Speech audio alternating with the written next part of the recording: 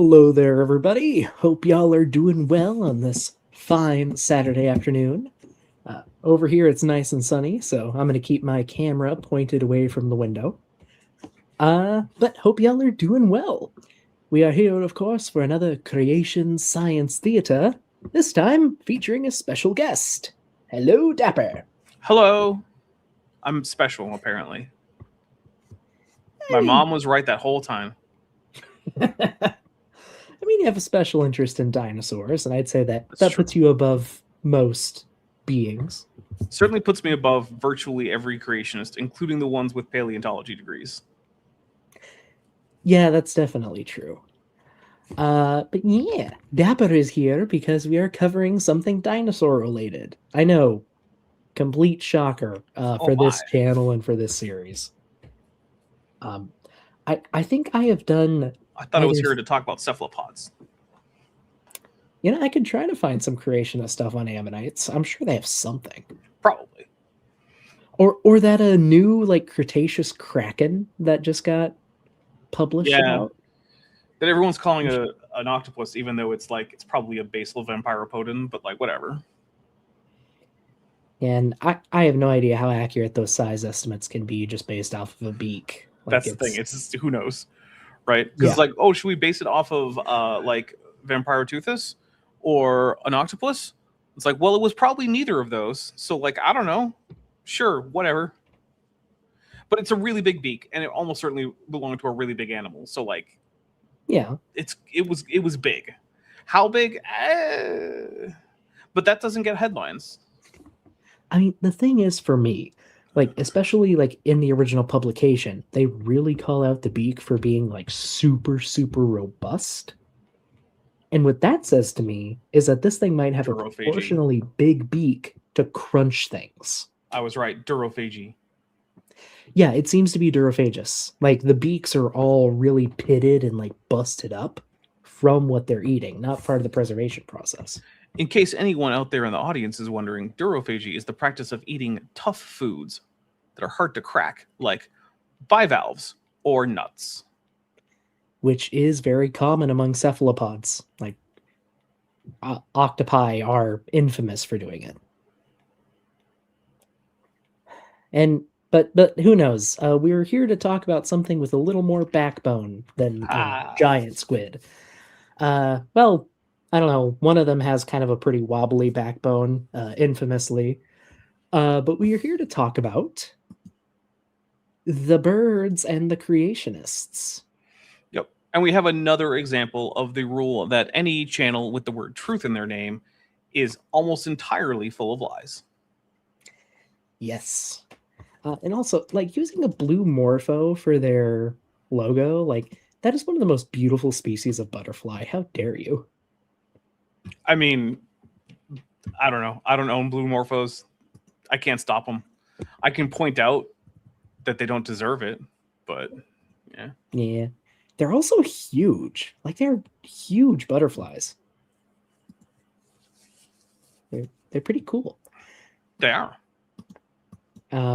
Back in the town I went to college, there's a garden center with a big butterfly garden that they keep warm throughout the year, and they have all kinds of tropical species. Nice. And they have this just like 50, 60 foot long wall of butterfly species.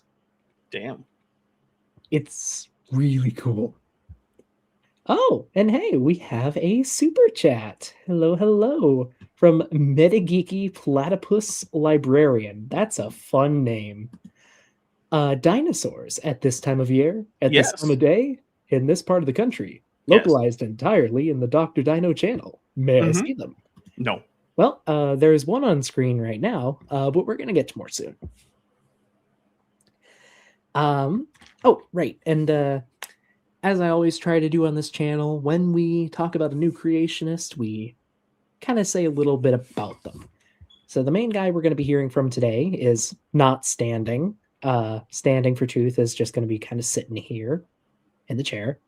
Our main creationist of the evening is Ryan Cox, who is one of the leaders of the Creation Truth Foundation, an organization that tours the country lying to people about dinosaurs for Jesus. Yeah, that. Yep. Yeah. There's really not much else to say about that, is there? Not really. I will say, as far as creationists go, Ryan seems to be on the more pleasant end. All I've really seen from him is a couple presentation on Standing's channel and a couple videos on YouTube, but he doesn't seem to be as mean as some creationists can be, which is something. You mean like Donnie? Yeah. Mm-hmm. Does he still call you Dapper Dino? He does, as of a few weeks ago. Jeez. I'm not upset that it's mean. I'm upset that it's so lame. Yeah, there's so many. I'm not gonna say them, but there's so many better like insulting nicknames I could come up with off the top of my head. Say some. Dipshit Dino's better. Fapper Dino is better. Dapper Dipshit. Dapper Dipshit's better. Yeah. You don't have to be embarrassed about it. There's a lot of better ones, and I know a bunch of them, and I've said a bunch of them. I've suggested better ones. But you know, I was in the can't. He's not going to hurt my feelings. You can't teach an old car salesman new tricks. True. Right, and I will also say hello to the chat. We have a lot more people than usual, which is nice. Particular hello Tap and hello Caden, both long-term mainstays of the channel. Nice to see y'all. But we are 7 minutes in, and knowing the both of us, we are probably gonna take our time going through this. So should we get started? Yeah, I mean, if we don't start now, we could just go the entire. How long is this? I don't even know. But we could probably just fill up the entire time. We just banter if we wanted to. Probably could. I mean, I got like 2 or 3 hours set aside. Okay. Pegajace says the stream is stuttering bad for them, but everyone else says fine. Well, I'm getting sorry. I'm saying I'm getting good signal from you, so I think it's on Pegajace's end, because if it were on your end, then it would be a problem for me as well. Yeah, that's fair. Maybe try turning off and on your Wi-Fi. That usually helps me. And I don't know why. I'm not a tech guy, but let us begin. Oh, and we're just skipping past the first couple minutes where they mostly just introduce themselves and have a bit of banter too. Oh, and Pegajace, make sure that you entreat the machine spirits in the name of the Omnissiah. That'll help. Do they have to borrow your sensor? No, you can't have it. It's mine. Largest, with what's considered to be the largest collection of dinosaur fossils. Not only I'll go back there because he says traveling all around with our largest, with what's considered to be the largest collection of dinosaur fossils, not only in the Christian world but in the entire United States, is our understanding. So, okay, hold on, real quick. Look, good for you, buddy. But it's just so bizarre to be like, we have the largest collection of fossils in the Christian world. It feels like saying I have the largest collection of Boeing 747s in like the restaurant world. Like, what does that mean? What are you talking about? Yeah, it's kind of weird. I'm pretty sure he's talking about like a touring attraction too. It's just saying weird. You have more fossils than the Peabody or MOR or the Smithsonian is just kind of insane. It just feels bizarre on its own to me to be like, well, we have a Christian dinosaur museum. Like, what? It's just a weird thing. As someone who is familiar with a lot of different branches of Christianity and who has spent time in a lot of different churches and has a lot of friends in various parts of Christianity, just the idea of like, we have a Christian dinosaur exhibit is weird as hell. So we have a Christian holy sacred art exhibit. Yeah, okay, that makes sense. I've been to a freaking Russian Christian art museum in Massachusetts. That was cool. But like, this is a Christian Triceratops skull. No, it's not. It has a crown of thorns around its horns. Right? Yeah. Or like, oh, hey, this Therizinosaurus was found in a cruciform pattern. So it's actually a Jesus lizard. Like, okay, cool. Sorry. Therizinosaurus making the sign of the cross. Like, it doesn't actually matter. It's just a dumb thing, but it's just so weird to hear someone be like, we have the largest collection of fossils in the Christian world. Okay. Yeah. But gotta brag, I guess. I mean, yeah, I mean, I'm sure it's a very nice collection. I'm not actually sure, but I'll take his word He for it. does show a few models, and they do seem to be very high quality models. I will say that. He probably got them from a reputable, like fossil replica outfit. There's a bunch of them. Oh yeah, there's a ton of them. A ton of really good ones. As you can see here, there we go. I got it working now. I mentioned this last time. We have all kinds of dinosaurs, big. What is going on with that Triceratops skull? Yeah, I feel like it doesn't have a neck or something, and like it's been squished. Like, Yeah, why that is doesn't super, the like, frill smooshed. why is the frill like that? It doesn't detract from the presentation. It's weird. You know what? Maybe it's a deformed Triceratops. Maybe there were taphonomic artifacts preserved in the original that it's a cast of. Whatever, it's fine. I mean, could be. Oh, but I do know that T-Rex skull. That is Stan back there. And you know how I know that? How? The teeth are pulled out by the roots. Okay. You can see the black crowns of the teeth here and then the brown root. Yeah. Almost every cast of Stan does that to make the teeth look bigger. Why do they do that? That seems silly. I guess humans are just kind of size queens. It's true, you are. Small in between. We can fill an entire gymnasium with them. We just did that last month in Missouri. I gotta say, if I was a kid in that gym, I would be having the best day of the whole school year. Yeah. No, I mean, they look like they're pretty good quality mounts, so I'll give them that. Yeah. We'll be doing it again coming up in a couple other states as well, and then we can split it up and be in multiple places, which is what we do all summer. We're at multiple locations at one time. My colleague, Matt Miles, the president of our ministry, he was in Texas and Kansas while I was in Illinois and Indiana, and we just keep going from there. And we're just blessed to have these amazing fossils. So what I want to start off with first is, wonder if they get copyright claimed for that Jurassic Park Triceratops. I doubt it. Yeah. Quick little thing about fossils. It would have to come to like the copyright holder's attention. And then also on top of that, they probably don't want to be the guys who are like, oh, we're going to try to sue the Christian ministry for using like one of our dinosaur designs. They probably don't want to do that. Also, I am detecting some very much not dinosaurs on this stage. I don't know. I see 2 species of Triceratops here. Because that's what we use to study. That's what we have to understand dinosaurs to the furthest extent that we have. Last time we mentioned the written records about them in the descriptions, and that's amazing as well. But this time we're just going to focus purely on the fossils and the forensic sciences that we have regarding them, because that's mostly where all of our conclusions. Now, what would you class as forensic science? Yeah, see, I don't know, because normally I think of forensic science as the thing that you use to figure out like who killed the guy whose body you found, right? Whereas paleontology is not what I would call that. However, I will say that forensic science is the thing I bring up the most when creationists are like, well, that's just historical science. You can't trust that. Like, yeah, so you don't think crimes should be solved or can be solved? Is that what we're going with? I mean, depending on the creationist and the time you ask. Yeah, they might just say, yeah, I don't believe so. Or only eyewitness accounts. Like, did Kent evade taxes? Yeah. I mean, he admitted to it. He was like, I haven't filed a federal income tax return in 20 years. It's like, okay, so you're just admitting to failure to file. Okay, cool. Thanks. That makes it easy. That's true. I forgot about that. Yeah. But like, the thing that gets me is he says he's going to talk about like forensic stuff with these bones.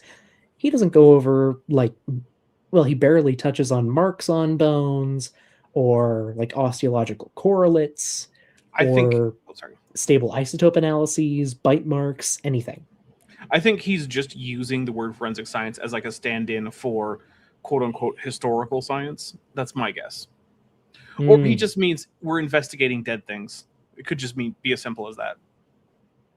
That's fair. It's fair. Whether good or bad, that's where they have come from. So how do you make a fossil? Very simply, you need a few conditions to get things just right. And we understand Really quick, Tapioca Weasel has gifted 5 Doc Dino memberships. Thank you very much, Tap. Thank you. Also, I like how all 3 of these are actually not hard and fast rules. No, there's a lot of ways to make a fossil. Yeah, those are all common aspects of making a fossil. And I would hazard to say that most fossils have at least 2 of these. However, it is not the case that fossils need any of them, and many of them do not have all of them in terms of their history of formation. Yeah. And really quick on the memberships, those memberships went out to Metageeky Platypus Librarian, Noise Ending, Squid Super Hunk, Better Than Ember, and Jumbly Jumble.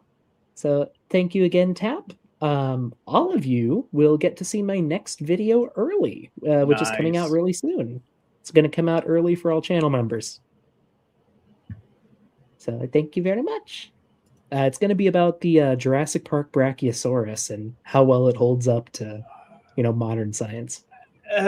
Not great. I'll be honest. If you had asked me 20 years ago and said, "Hey, which reconstruction from Jurassic Park do you think will hold up the best?" My answer then would not have been my answer now, which is to say, I think it's the T-Rex. Probably holds up the best. It's not perfect. Probably holds up the best. And I probably would not have been my answer way back in was 2006. Yeah. I mean, the thing is, like, the Brachiosaurus is way too fat, first of all, but for a Giraffa Titan, it's actually a pretty good reconstruction still. The feet are terrible. The nostrils are, the external nostrils are in the wrong place. I don't know. But I've seen a lot of terrible dino reconstructions.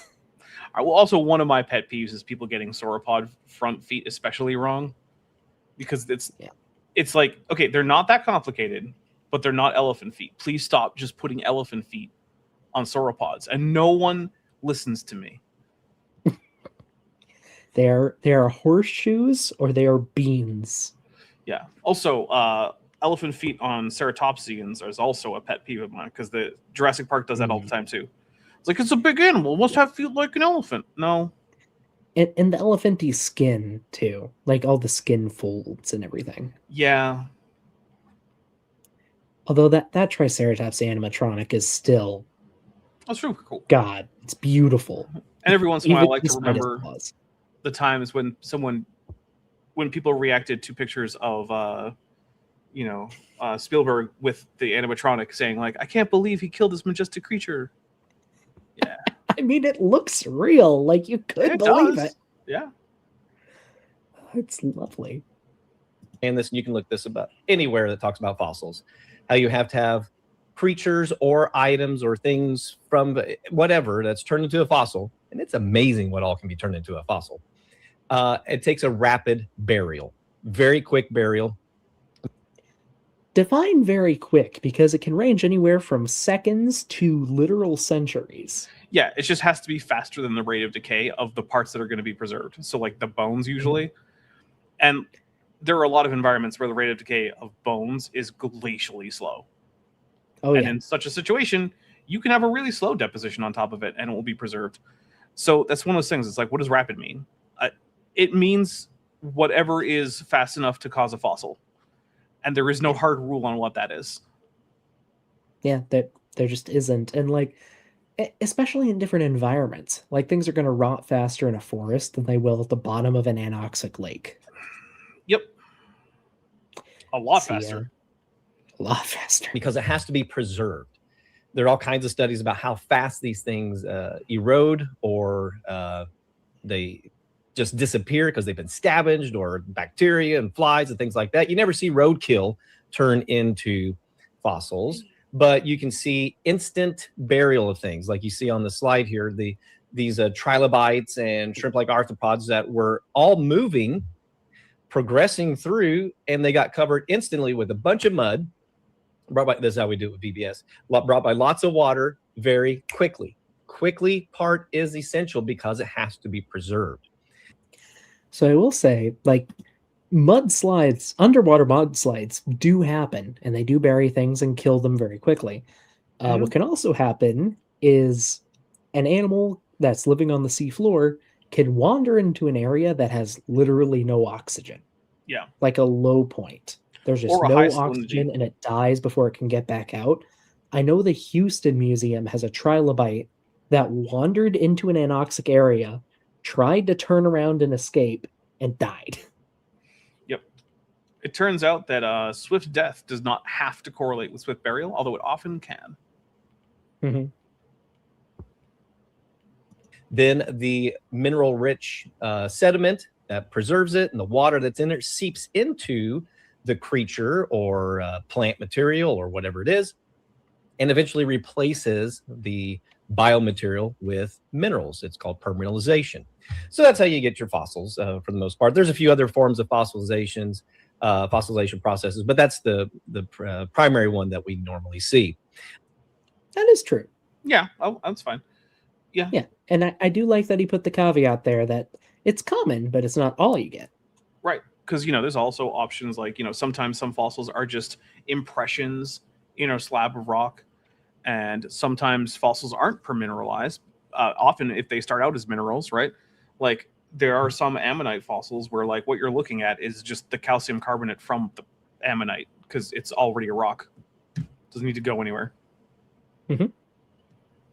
And in fact, a lot of these trilobites, they're probably still mostly original shell because their shells are just made out of calcite. Yep. Again, I'm probably going to make a short about this soon. But last week, me and my family went to a place called the Devonian Fossil Gorge here in Iowa. Mm-hmm. Basically, a flood happened a few decades ago, carved out this valley, and a whole Devonian reef was just exposed. Nice.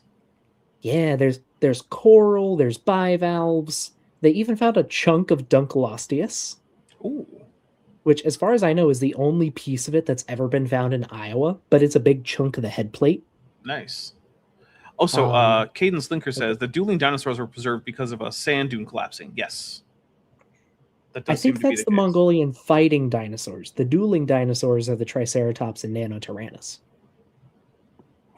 Oh, I think he's thinking of the Mongolian fighting dinosaurs, though.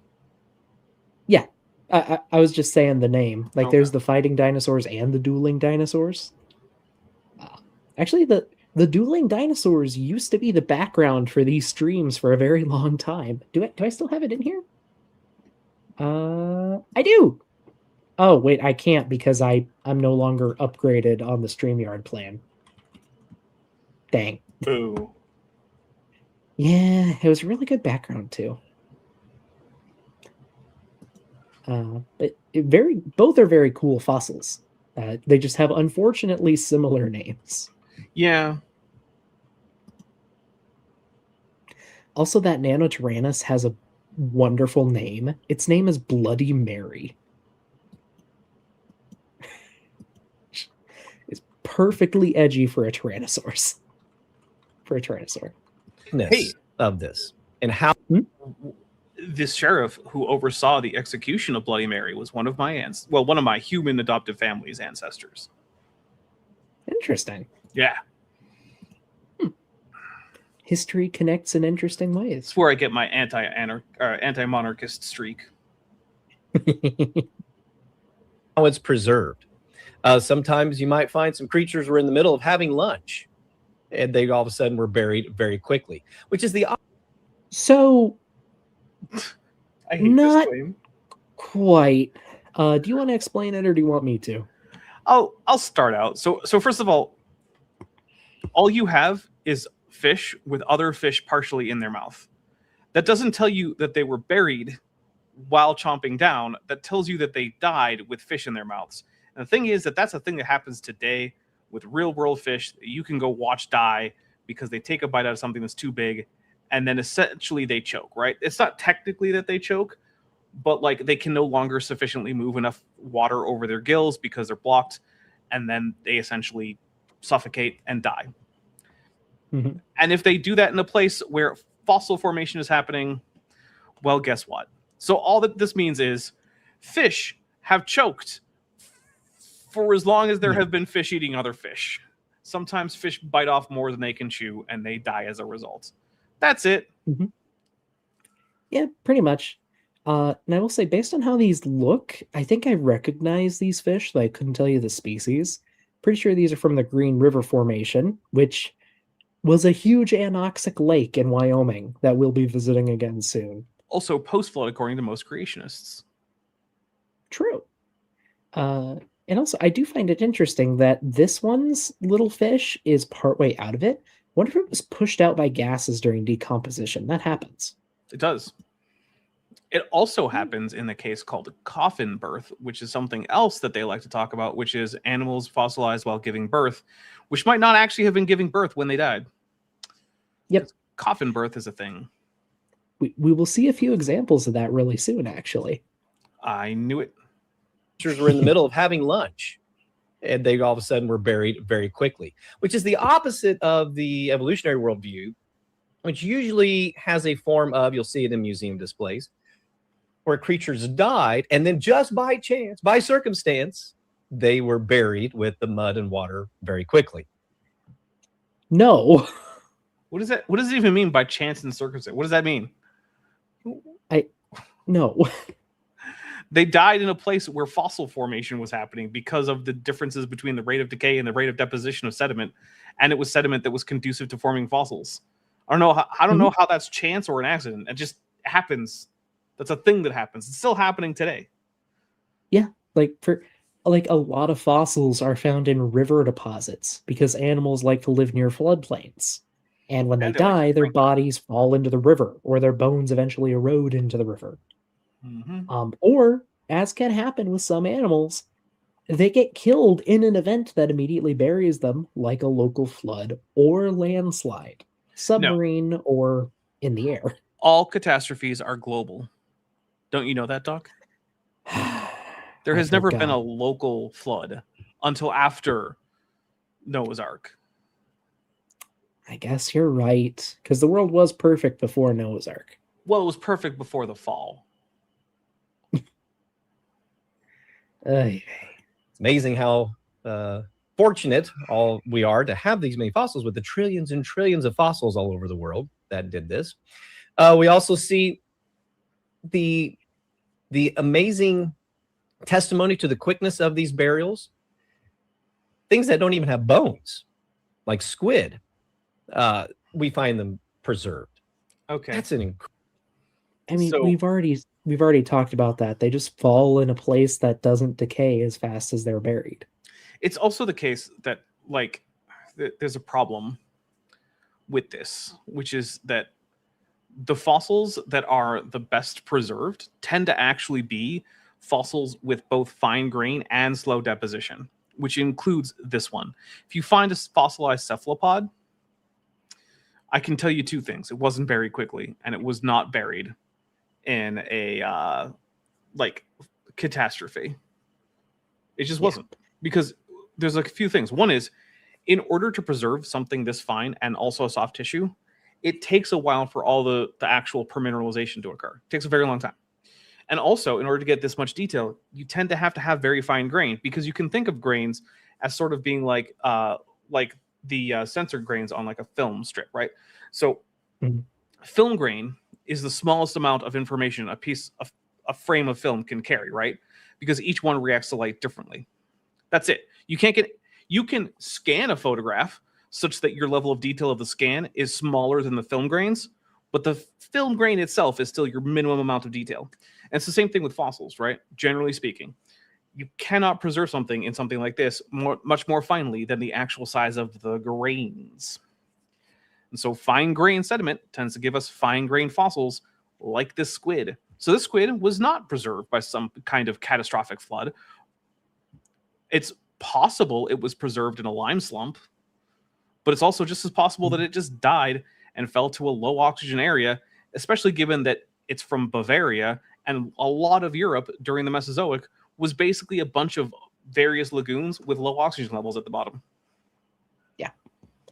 Though I will say, you can still get microscopic detail preserved within a fossil, but the outer details, like, that can be pretty that can be pretty well determined by grain size, but the interior, depending on how well the interior is preserved, can be either microscopic detail or like it's just a ton of crystals in a cast. It depends a lot.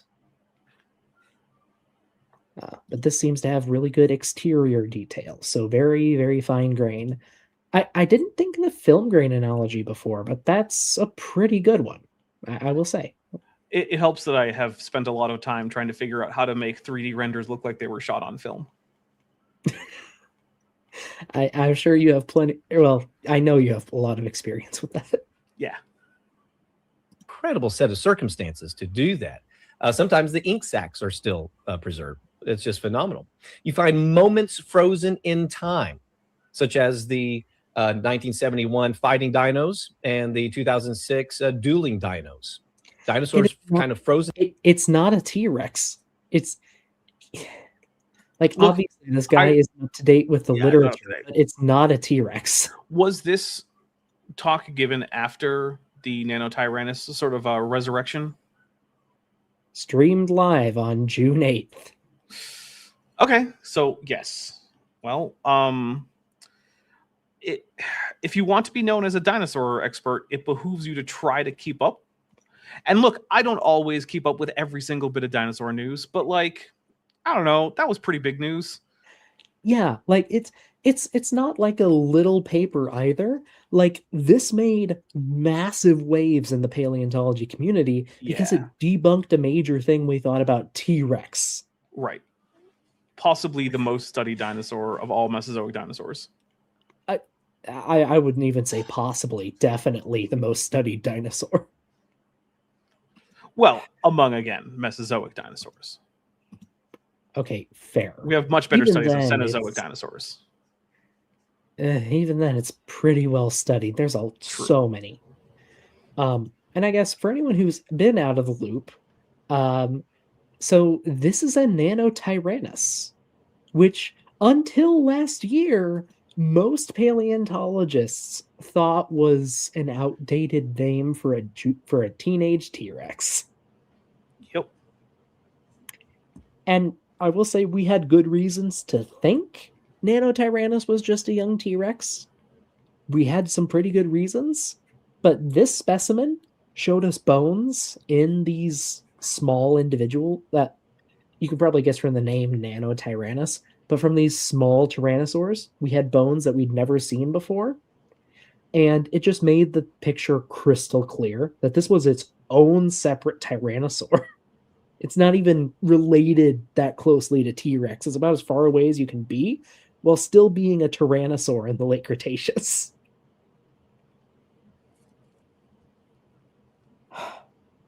It made big news. That's what I'm trying to say. Also, is it kind of weird that I don't know why I right-click there. Is it kind of weird that he has the image credits here? No, I think it's fine. But well, like the CCO and like CC BY 2.0. Yeah, it's a little weird to have the full license there, but like whatever. He's safer doing it. Yeah. Oh, and yeah, Caden says it's basically confirmed that juvenile T-Rexes would have resembled the juveniles of their closest relative Tarbosaurus. That's true.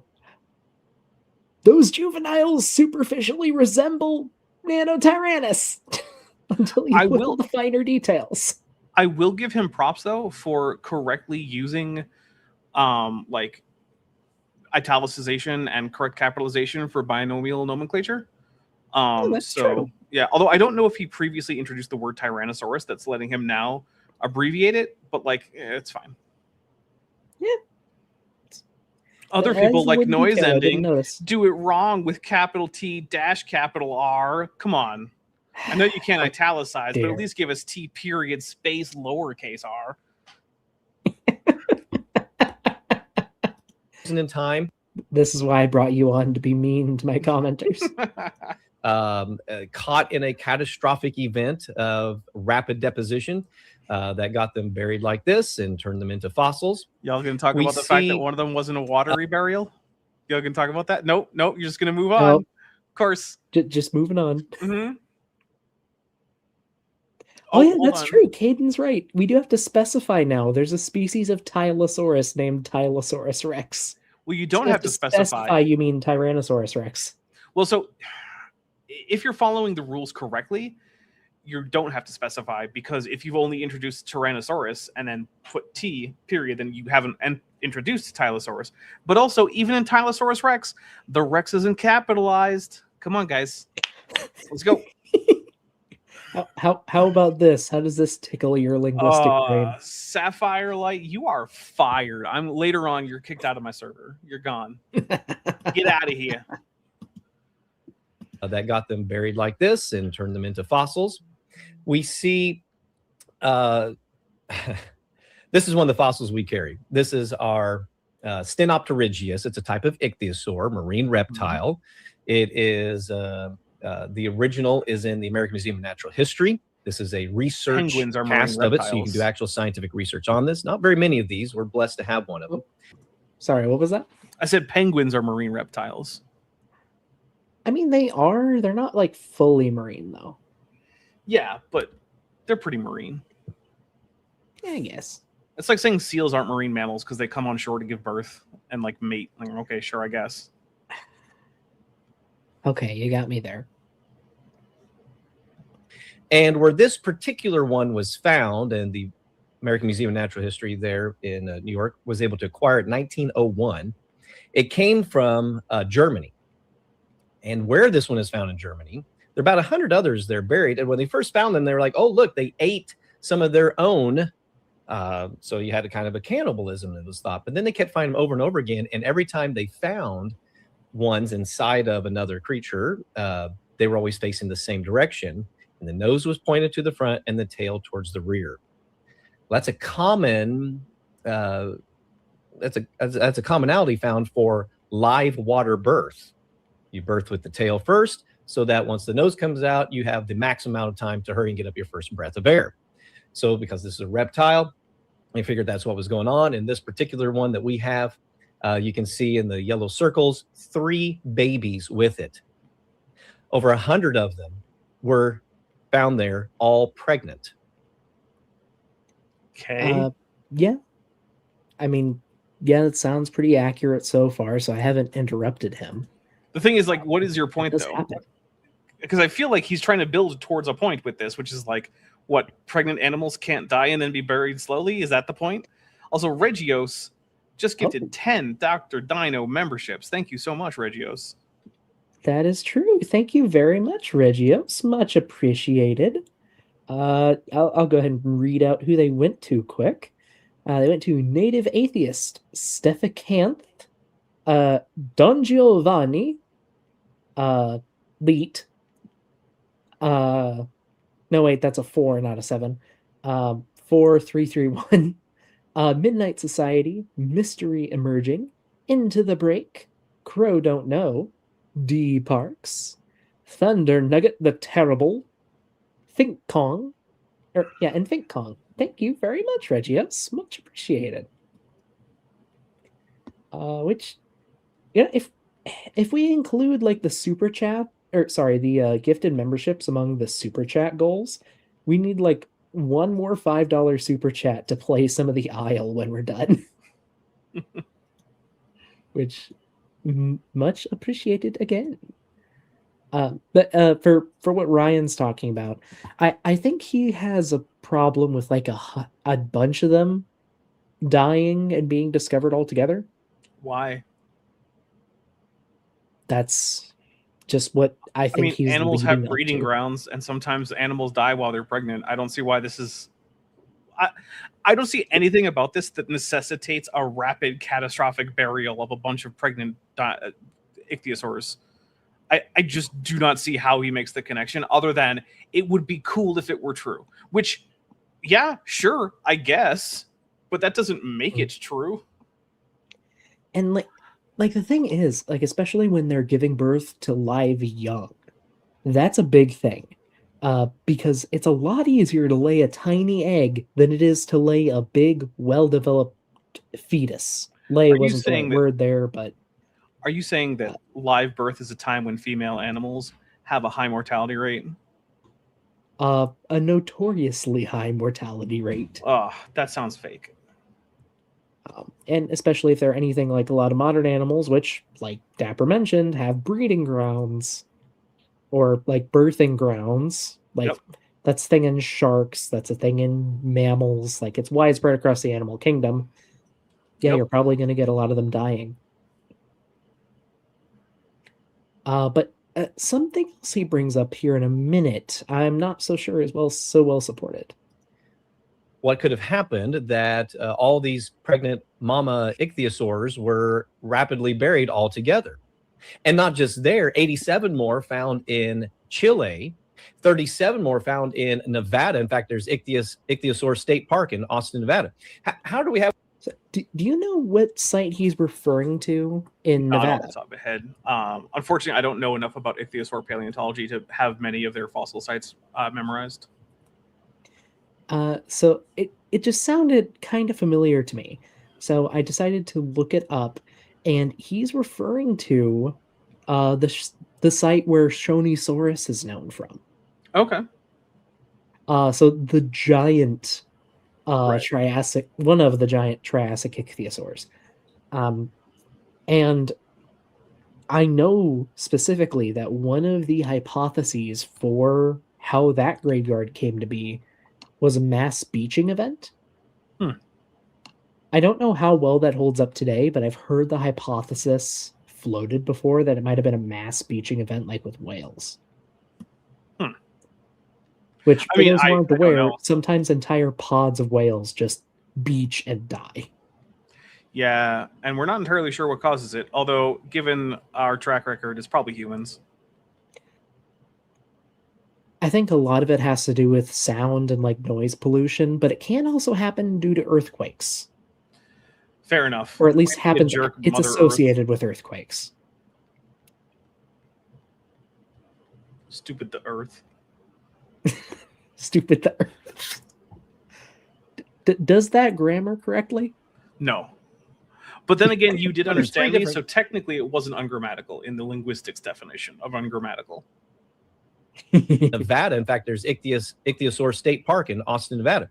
How do we have it in 3 different continents that these ichthyosaurs were all buried at the same time, and there were pregnant ones? Who said they were buried at the same time? Who said that? Where did you get that? You just made that up. That's a you thing. Nothing about the fossils told you they were at the same time. Yeah, no. And I'm trying to find like a paper on like the geology of the Stenotarigeus site at least. But I think Stenotarigeus is like a Jurassic species and Shonisaurus is Triassic. Which means they weren't at the same time. Yeah, even if you take the creationist point of view. Yeah, Middle Jurassic actually. I just hate these guys who are like, "Oh, you guys are making all these crazy assumptions," when the assumptions are just like the laws of physics don't randomly change through time. That's the assumption I'm making. And then their assumption is like, well, I guess all the fossils probably all formed at exactly the same time. Yeah, that's an assumption I'm going to go with. Like, okay, sure, yeah, I guess we're on equal footing because my assumption is physics is a thing, and your assumption is, what if all of geological history happened within 1 year, though? There's equivalent assumptions. Oh, sorry, just a sec.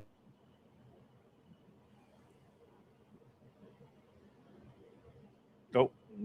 I have no idea what's happening. I'm trying to fill some dead air, everyone. That's why I'm here. I'm here to fill dead air. So I hope everyone out there is having a great day. I'm already crashing out a little bit about this whole Ryan Cox thing. What I sent to Doc before we started was I'm going to see how long it takes before I say, nope, I have to go get a drink and go get some rum. And we're swiftly approaching that moment. Okay, I'm back. Sorry. I forgive you, but let's never let this happen again. Apologies. Anyway, where were we? I just hit play, I guess. Sorry about that. Let's go ahead and hit play. On opposite sides of the world, unless there was maybe a global catastrophe that buried these rather rapidly. In fact, that's what we see with the fossil record. These fossils that need to be buried. But they weren't buried all at the same time. You Like can they were tell born in because of completely different different colors. times. Because that's paleo database. Yeah, different colors, different times. Mm-hmm. For anyone who hasn't used this website before, Very cool website. What? It'll show you what species or like groups of animals, like you could say Tyrannosauridae, like where they are found in the world and from what times. It's really cool. Yep. Can recommend. With mud Yeah. and water quickly. Great resources like the Paleobiology Database or the Neotoma Paleoecology Database shows you. That's not a researcher. Did he just call the PaleoDB a researcher? I thought he said resource. Okay. Maybe I misheard him. I thought I heard resource, and I'm willing to give him that it was resource that he said. Maybe I'm wrong. But okay. I'm willing to say it was resource. Oh, and real quick, Tapioca Weasel, who has been a member for 16 months. Thank you, Tap. Because physics is a thing, says Dapper. Physics is probably not a thing. Sorry, Dapper. Trust me, I'm a fake weasel doctor. Oh, I did forget about this. All right, I withdraw. In fact, actually, his argument is more valid than mine, since physics isn't a thing. Fossils are found over the entire world, which means at some point in Earth's history, the entire planet was covered with mud, water very quickly. And so no, it does not mean that. No. Not only are not all the fossils found in water deposited sediment, but also all of them are found at times when there are other non-aqueous depositions elsewhere, whether it be igneous or whether it be aeolian or whatever. None of this actually follows, buddy. Think about this. Yeah, I'm pretty sure that every single inch of the floor space in the house that I'm living in has had water on it at some time or another, whether it be from spills or mopping or whatever. That does not mean that my house is flooded, because I live in Arizona, where that's pretty unheard of. We don't flood a lot out here. I mean, we do in gullies, but like whatever. This house, I'm pretty sure, has never flooded. And yet every single point on the house at some point has been covered in water. So there was a house-wide flood at one point, is what you're saying. Yeah, obviously. This isn't even I think you got like the physics wrong here, or like I don't think geology means that. This is just basic. Can you think? Evidence of water at every place is not evidence of simultaneous water everywhere at the same time. That's just not how logic works. Especially on a planet that notably has water fall on it, like everywhere all year round. Well, there's some places in the Atacama Desert where it hasn't rained in like a few millennia or maybe even a few million years. So like most places. Okay, save the Atacama. Yeah. Like a world that 99% of it notoriously has water fall on it every year and has floods and all other things. But no, we'll make up a whole crazy worldwide flood to explain what? Perfectly ordinary geology that would be exactly what you would expect if there had been no giant worldwide flood. Yeah, I guess we can. I can't stop you, but it's really dumb and no one will take you seriously. Yeah. And geology that we can recreate with basic like grade school level experiments. Right. Like you don't have to be some kind of super genius to figure out the basics of geology. You really don't. You just have to look and think about it and just not be an idiot, basically. Also, I see people are bullying Tap with magnets in the chat. Good. Keep going. I mean, really, I do need to know, how do magnets work, Tap? Let me know. So that's what we see. As you go through this, you see up through the fossil record, mostly marine stuff. In fact, 95% of the fossil record is just shells, clams, bivalves. Okay, this is just... I don't know how well the numbers here match up to reality. It's kind of I know where the numbers might come be from. impossible to track. I know where the numbers came from. Was it from a creationist? Yeah, it was Dwayne Gish spitballing some estimates while just talking to a bunch of guys at ICR, not in like a talk or anything, just sitting around with some guys spitballing some approximations that he thought seemed reasonable. Yeah, You know, that doesn't surprise me like at all. because it turns out no one has measured this. Because how would you, and why would you? Yeah, and also like the major even. I will grant them that the majority of fossils are marine. Sure. Can you think of any reason why fossils of animals that live in water might preserve better than those that live on land, typically? Well, in one case, they just are the rock because that's what biogenic limestone is. Yeah. That just is the shells of organisms. So there's quadrillions of aquatic fossils in that case. But also, yeah, it is the case that most fossils form under aqueous situations. And where is there a lot of water? The ocean.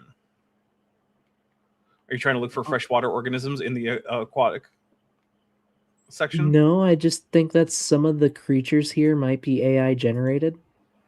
Oh. This looks like a shark head like a shark with a theropod head. It does look like a shark with a theropod head. Yeah. Also, I think I see a sea pig down at the bottom, and there are no sea pigs at the bottom of the Cambrian. I'm sorry, no.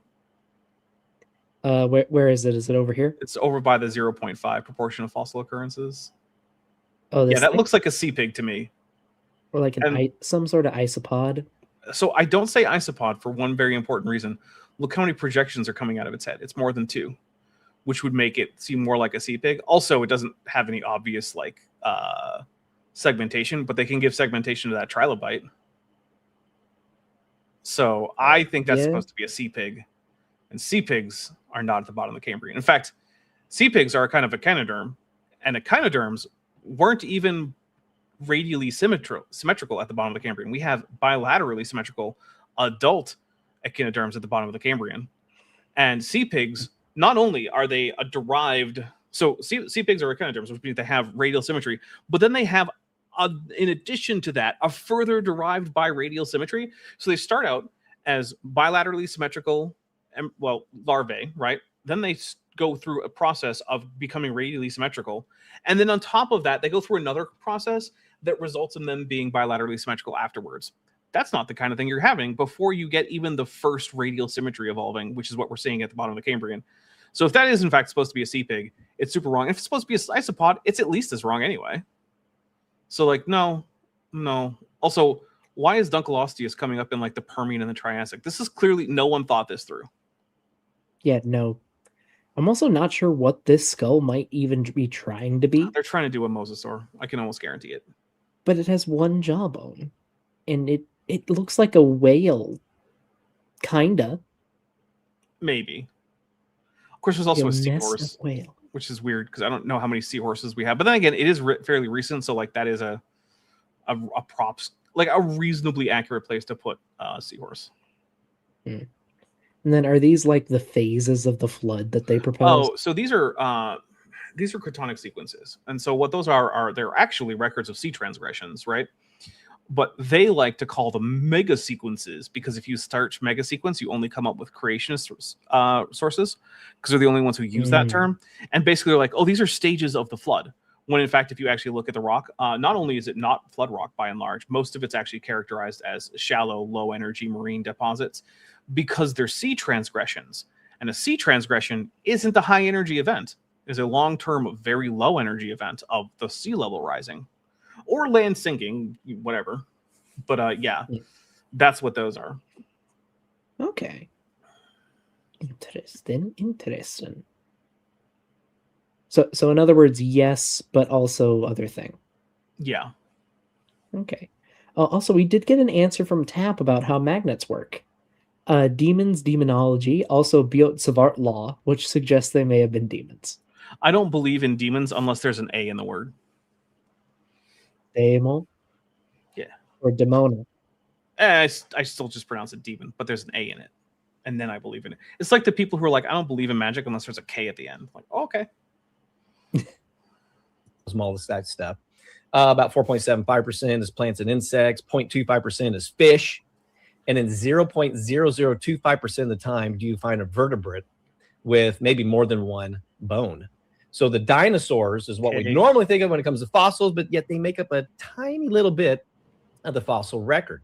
So you can see on the screen there, mostly marine stuff. And then as you move up, I mentioned last time how you'll find stuff mixed together. You finally start seeing more and more land creatures. But even then, the terrestrial creatures are kind of sorted out. So, Dapper, do you have any guesses as to why over time we slowly gain more terrestrial deposits going up through the geologic column?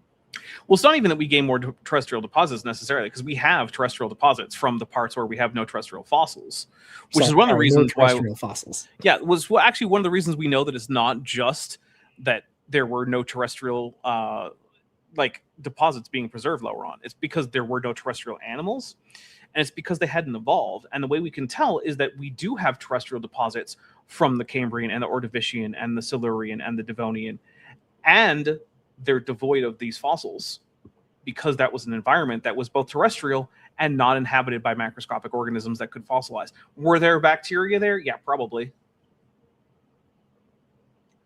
Well, I was just going to say, like, the proportion of more and more terrestrial stuff is just because the continents have moved less the closer you are to the top. Well, there's also that too, right? So there's a number of factors where this is not leaning in their favor. Yeah. If you understand anything about geology. Which they don't. Also, LT Matt Nav for $5 says, given this graphic, I wouldn't be surprised if this guy asked where the squid bones are. Which, one, fun fact, obviously squids don't have bones, but they can have, like, they do have a pen, which is, I think, a chitinous endoskeleton, in air quotes, that helps provide them with structure. And some fossil relatives of squid have mineralized pens. I mean, some extant relatives of squids have mineralized pens in the form of cuttlefish. So if you're ever giving your pet bird a cuttlebone, that is the internal shell of cuttlefish. Also, I have scooped out a whole lot of squid pens in my time. Because I like in the Navy? No, just at home getting squid ready, because whole squid is cheaper than buying like already portioned out squid. I like to make calamari, so I just buy whole squid. Pull out all the internal stuff, cut them up, I cut the arms and the tentacles off. That's one piece. And the mantle I divide into a few rings, dredge them, toss them in the oil, fried calamari. Okay. Yeah. I've never made calamari at home, but I've always wanted to. I like squid. I also like Humboldt squid steaks. Those are really good. Ooh. Yeah. Also, I will say, with the super chat, if we count the memberships that have been sent earlier, we have reached our goal. But do we count those? I mean, I'll honor it. Fair enough. That's a guess. I'll say it'll count. You don't have to stick around for, I guess, the Isles segment if you don't want to, though I am curious what you'd think of their Ceratosaurus. We'll see how late it is when we get there. Okay. Yeah, I don't know how far we're going to get into this.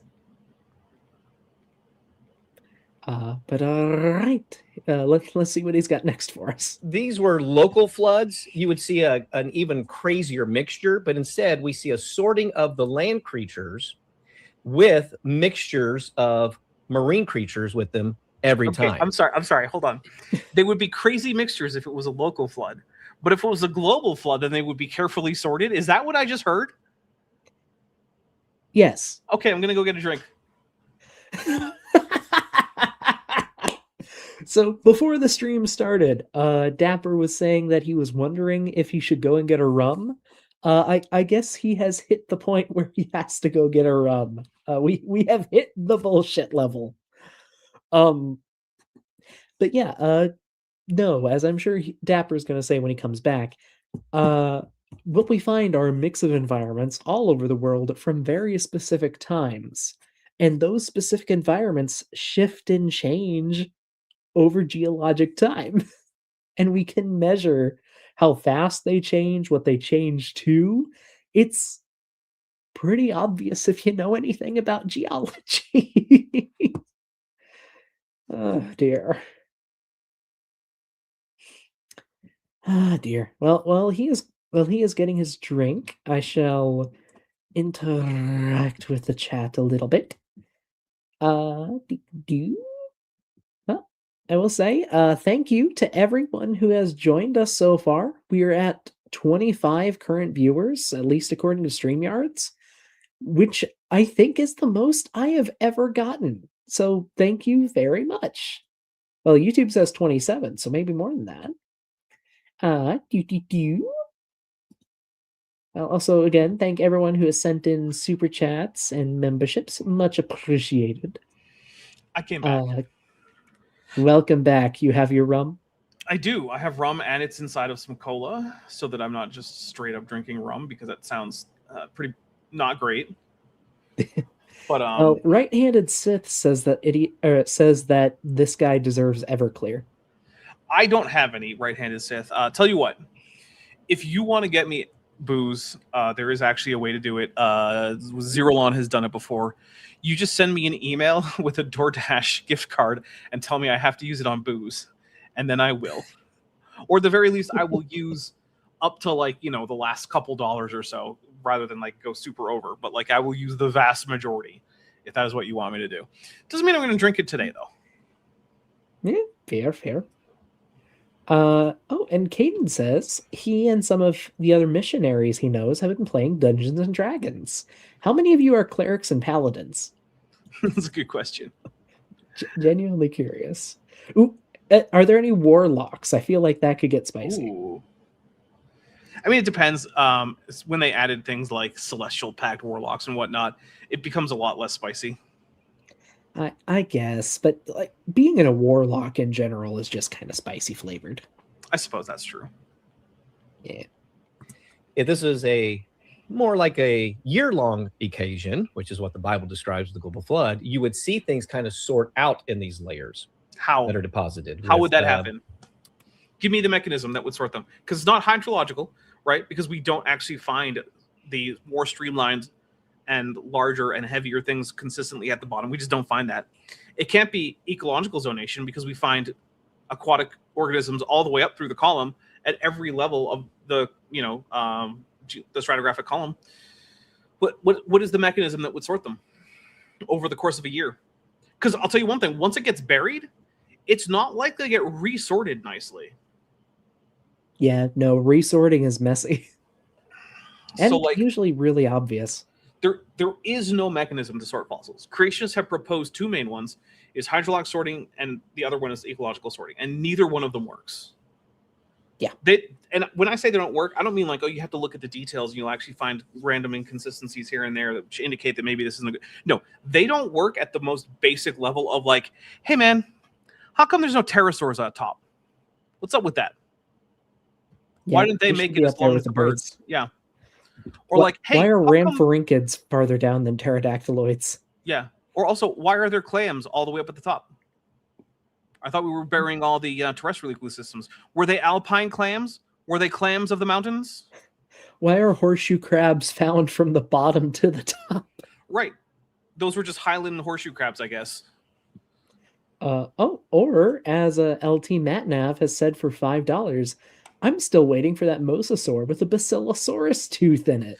Right. They live in the same environments. Especially or the other way around, because some mosasaurs, especially Tylosaurus, just seem to have been absolute nightmares. But either way, mosasaurs and archaeocetes should have been interacting. Yeah. Where is the evidence? How do I put this? Tylosaurus seems to have been the Allosaurus of the ocean. Nice. It's that bad. Or that awesome.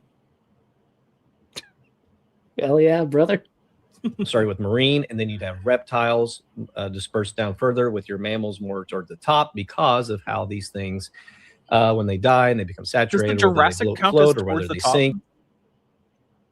I mean, it's in the upper half. I guess, sure, whatever, that's fine. And Matt Nav. For $2. Clams are known for their volant lifestyle. Yes, you gotta watch out for those flocks of clams flying across the sky. Okay, but have you seen a video of a swimming clam before? I mean, yeah, but like they can't do that in the air. Are you sure about that? Yes, I am. I am in fact very sure.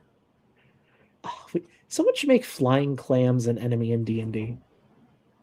I mean, okay, no, this I don't think this channel is that high that adult. Never mind. Oh God, no. And it lines up precisely with what we see. This particular little graphic was from Dr. Tim Clary of the Institute for Creation Research. Did Dr. Tim Clary give us a Tyrannosaurus-headed shark? Is that who did that? I think he did. Okay. But also, Fearmonger, the blurry potato, brings up an excellent point. Dinosaurs are less dense than mammals. On the whole, yeah, you would expect so. Yep. So they should probably float more. Yeah. Although, I don't know. We get what his idea of a dinosaur is soon, and it is very much not that. Oh, good. Because apparently he's back in 1970 or something. He has it in his great video called Mega Sequences of the Great Flood, available at icr.org. And they're just tremendous. I highly, highly recommend that video DVD. Because it's just great material. So we have some mixed up things in there. As I said, there's kind of a pattern. You see a pattern in the fossils, but then you see things that you wouldn't expect, like a horse with fish found in Wyoming. Why wouldn't I expect that? It's not. He'll tell us. I'll let him explain it real quick. Okay, also, this is not a modern horse. Well, just a sec, Dapper. Let him get to it. Maybe he'll explain it. All right. That's kind of odd. You wouldn't expect to see that. Now the explanation is, well, it got washed out with them. And, yeah, because that happens. How about a dinosaur found in a mammal stomach? I mean, if it's a small dinosaur and a biggish mammal, you shouldn't find that. Why not? Give me a reason for any of these things. Dude, you say so many things. You're like, well, this wouldn't be the case. Why? You've never given me a single reason for any of your claims. If you don't think that mammals eating dinosaurs is a thing, why? Do you just think there weren't large mammals? Because there's a fossil of one. Do you think dinosaurs didn't start out as small babies? Because there's fossils of them. What is the mix-up here?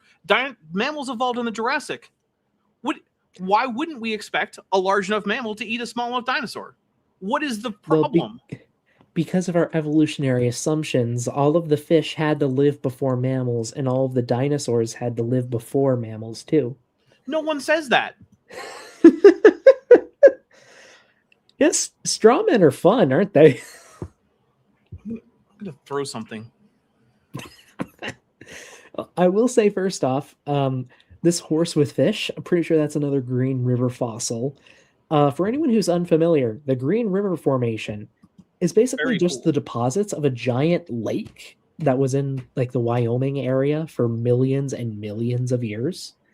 And has more seasonal varves than there's time for in the entire young Earth timeline. And not just post-flood timeline. I mean the entire timeline. It existed for more than 6,000 years as a lake. Creating varves the whole time. And I don't know if anyone in the chat has ever lived by a river or a lake. But things die and float out into those all the frickin' time. Including big mammals. I've seen multiple deer go on floating down the river back when I lived near one. It happens. Yeah. That's true. Also true for horses. And you might say it's remarkably complete. How could it be so complete?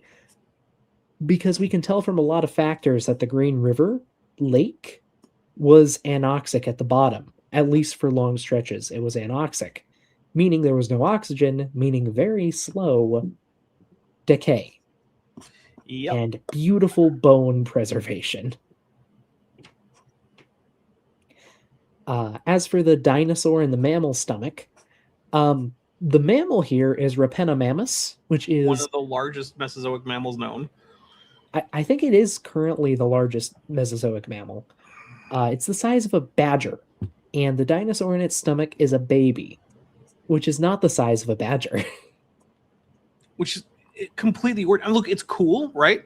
It's a cool fossil. It shows a predator-prey interaction from way back in like the Jurassic, I believe, if I'm remembering my timelines correctly. Early Cretaceous. Early Cretaceous. Okay, early Cretaceous. Sorry. Which is really cool. But it's not like, oh no, we never thought this was possible. Everyone always knew this was possible. We just didn't know that it had definitely happened, and now we do. Cool. Yeah. Although I will say we have found a fossil of a Rapenamammus attacking an adult Psittacosaurus. Seems like a dumb move. Well, they both died. Well, yeah. I mean, obviously. Otherwise, we wouldn't have the fossil. But I guess you could say mammals have always had that dog in them. In I know China, that was bad. Because that's contrary to the evolutionary paradigm. In fact, finding a mammal big enough to even fight a dinosaur. See, the dinosaurs. Oh yeah, there it is. What about this is against the what paradigm, dude? Who is telling you this? Is it other creationists? Because they're lying to you. It's just creationist propaganda held up.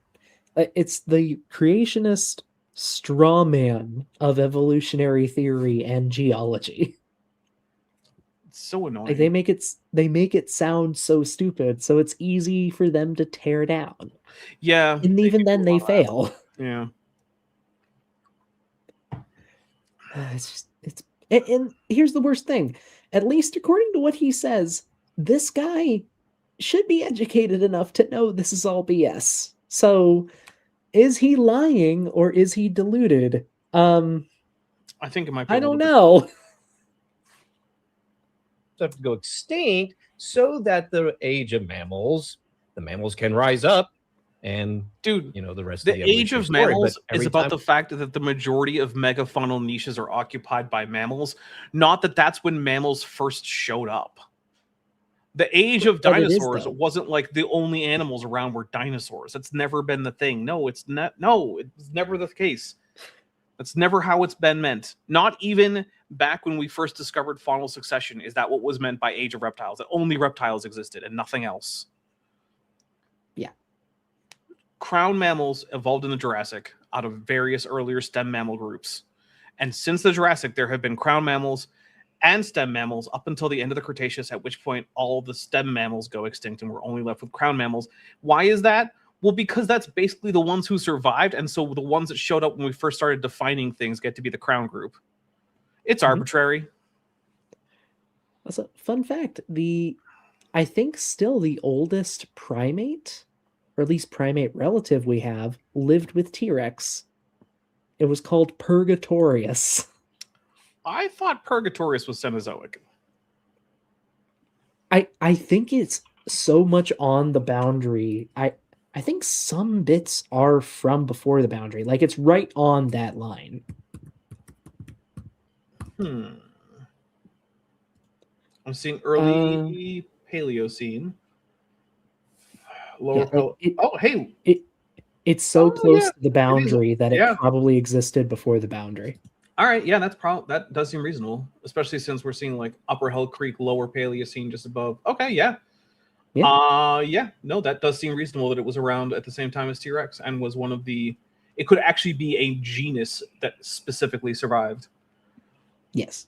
Which is crazy because we don't have too many genera that we can point to as reasonable candidates for actual, like, this genus survived the KPG. Or the KT if you're older. I still think KT sounds better. Yeah. Also, for $2, Matt the Navigator says he's pulling a Stephen Meyer. Do you know who he's referencing there? I know the name, but I am not familiar.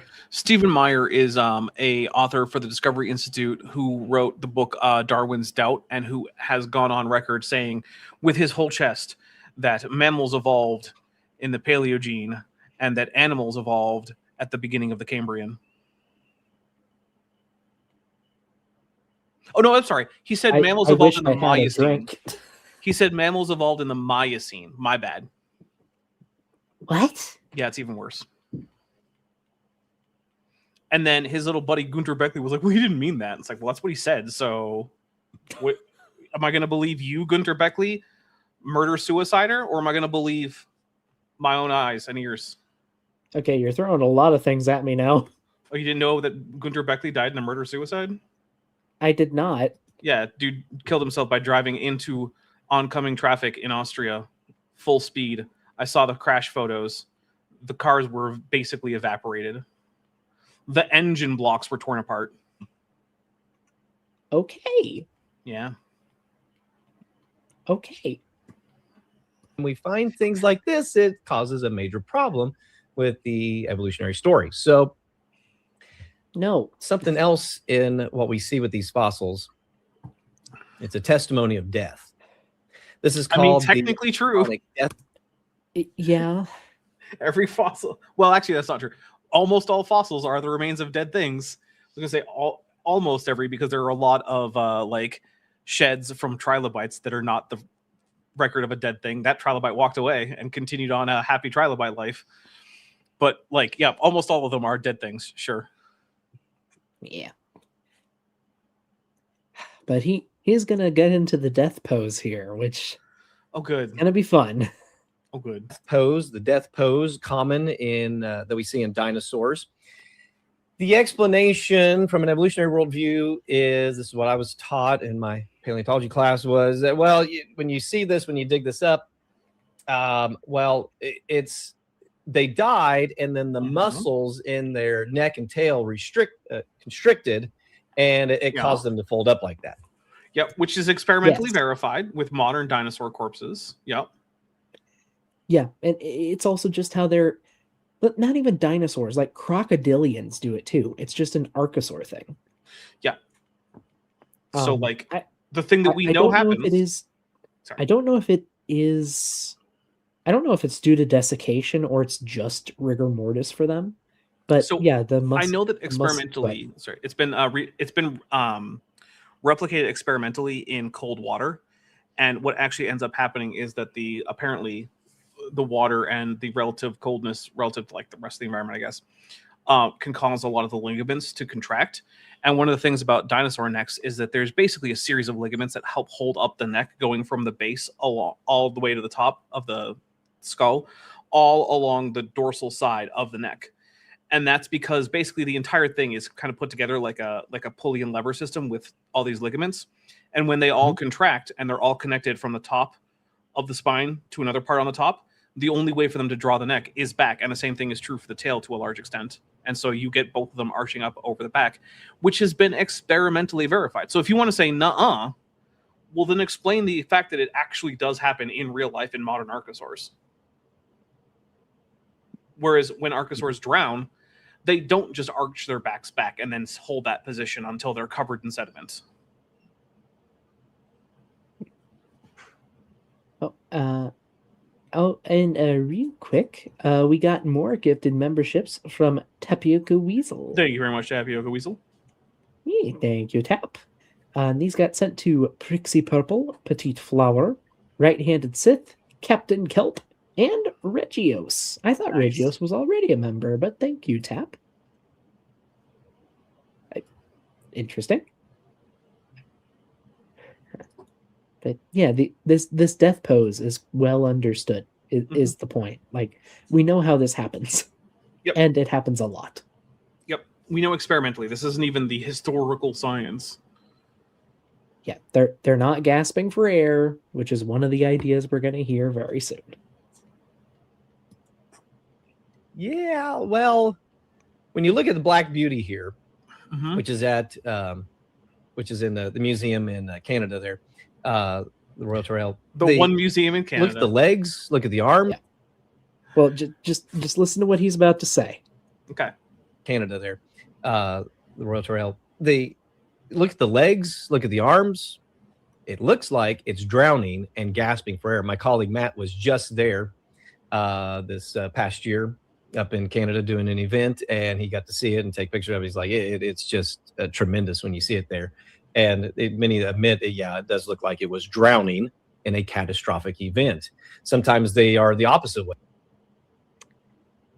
Do you think he realizes that it's on its side? You like originally it was horizontal, like laying on its side. No, I Yeah. don't think he realizes that. Yeah, I'm not either.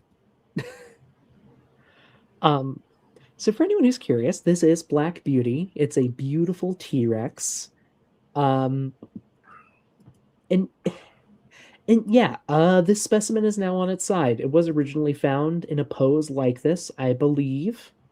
But it has been put together like this for display because it's a very striking visual. It was not buried vertically. That very rarely happens.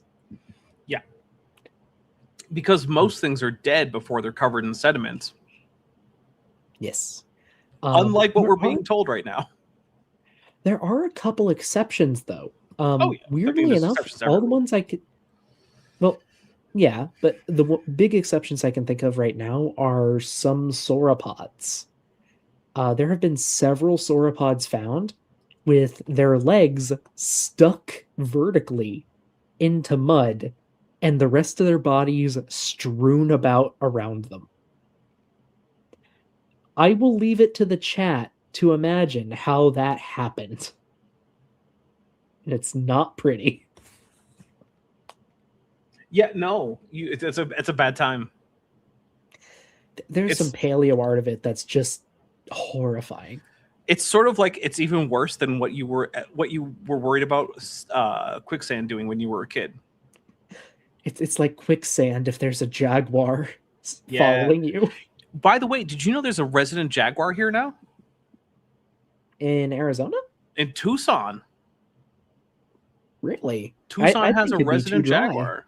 Nope. We got a resident jaguar. We've had a lot of transitory jaguars over the years. Like scores of them over the years. But now we have a resident jaguar. That's really interesting. Are they not as semi-aquatic as like most of the ones in the Amazon, or so jaguars waterways? The jaguar range, it basically extends all the way up through Canada, and it's not Canada, sorry, Mexico. What am I talking about? Mexico, yeah, Mexico. And basically they just have different habits as they get into like the Sonoran Desert and various grasslands and whatnot. So yeah. The jaguars in Arizona don't spend a lot of time taking baths, but I mean, we've got javelinas, we've got pronghorn, we've got feral horses, we've got some other ruminants that are around, like we got deer. So yeah, and the ranges are larger when they get into the desert, and they tend to be less likely to settle down in the desert and more likely to transit through it, but they do establish territories in the desert, large ones. And I just recently we have found that there is a jaguar that has set up its territory around southern Tucson. Huh. Its range probably dips into Mexico too, but like no one's going to go up and ask it. I mean, it's just one thing I never thought I was ever going to hear. I'll be honest with you. I was surprised about it. Huh. Although I have also been almost attacked by javelinas, so like they're around.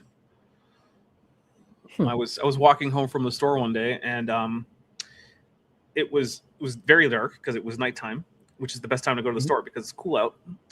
And I saw a bunch of shapes in front of me. And I stopped, and then one of them like turned and stamped, and I was like, "Oh, that's a family of javelinas who, in case you don't know, have razor sharp tusks." I'm going to turn around and go a different way. I don't need to deal with javelinas or collared peccaries, if you're more familiar with that term. Yeah. Yeah. I mean, I know what a javelina is, but it's for the audience. I have to say, when I was doing all of my field work in Wyoming, I'm very happy looking back that the only interaction I had with wildlife was almost stepping on a couple of rattlesnakes. Watch out. And being stared down by a herd of pronghorn. Pronghorn are mostly harmless. They're gonna run. They did eventually, but they were all up on a hill. I came up and they saw me and they just stared. I remember finding pronghorn droppings inside of an enclosure that was surrounded by 6-foot tall fences with barbed wire and razor wire at the top. I was like, yep, they just jumped that. Also, Tapioca Weasel has sent another membership, which went to Bryce Vining. I think he's trying to send one to Caden, but it's just not going to him, and I'm sorry, Caden. It's so hard to target people. I don't think you can target people. You can't really. You just have to spam. Yeah. But I appreciate you trying, Tap. I appreciate you trying. Anyway. It does look like it was drowning in a catastrophic event. Sometimes they are the opposite way. Look like they're just floating and being washed away as well, as you can see with this Edmontosaurus. Because a lot of them die and are swept into rivers. It's not a mystery. Also, if enough decay has happened such that the tendons are no longer like very contractable even, then you won't get the epistotonic pose. Like it just depends on like the timing, the temperature of the water. There's a lot of factors. Yeah. Or if they just get buried before it has time to set in. Yep. Like I don't know what he's trying to get at here. Like, oh, they look like they're drowning, except when they don't. Okay. Cool, I guess. Also, I don't know who has ever said that no dinosaurs ever drowned. Like, I don't know who ever said that, because that's also probably not a thing anyone I know of would take as a true statement, that no dinosaurs ever drowned. I think he's trying to make the case that most dinosaurs died by drowning, and they look like this because they died by drowning. Most dinosaurs aren't found in articulation, so how would we know? Well, don't you know, you can find blood clots in Triceratopses. I don't know that, because no one has ever demonstrated that. Thanks, Mark Armitage, with your inability over and over again to show me what the dinosaur or what the fossil is that you found. Yeah. Ornithomimus. Also, I wonder if that's the Ornithomimus that has feather impressions on it or not. I know there's at least one that does. I don't know. I don't know what that one looks like in terms of like its current state on a slab. This Gorgosaurus, which was also at the museum in Canada. My colleague took a picture of this one. Not only did the head come back, but then you're telling me that's a life pose? That's a pre-mortem pose? You think that's what happened? You think that it doubled over its entire body like that just because it was trying to gasp for air? Like, come on, dude. Like, no. Let's be real. If this animal was alive, it would be an unbelievable pain. Not just from the drowning, that it inflicted on itself by just what? Putting its head on its hip. How is that going to get it more air? What are we talking about here? I don't think its tail could curve like this in life. Like, it doesn't have the musculature to do that. Details. Just because it's physically impossible for this animal to have adopted this pose in life doesn't mean it didn't, man. Look, through God, all things are possible. So why don't you jot that down? This is a miracle that we're looking at here. Also, I will say, to anyone who's ever seen like chicken legs, like chicken feet in the store, looks a lot like those that. Look kind of familiar, don't they? Mm-hmm. Man, now I want wings. Wings do sound good. Actually, you know what? I don't. I want chicken strips. I want chicken strips with wing flavoring. That's what I want. Yeah, I mean, yeah, those are good too. Yeah, and less messy.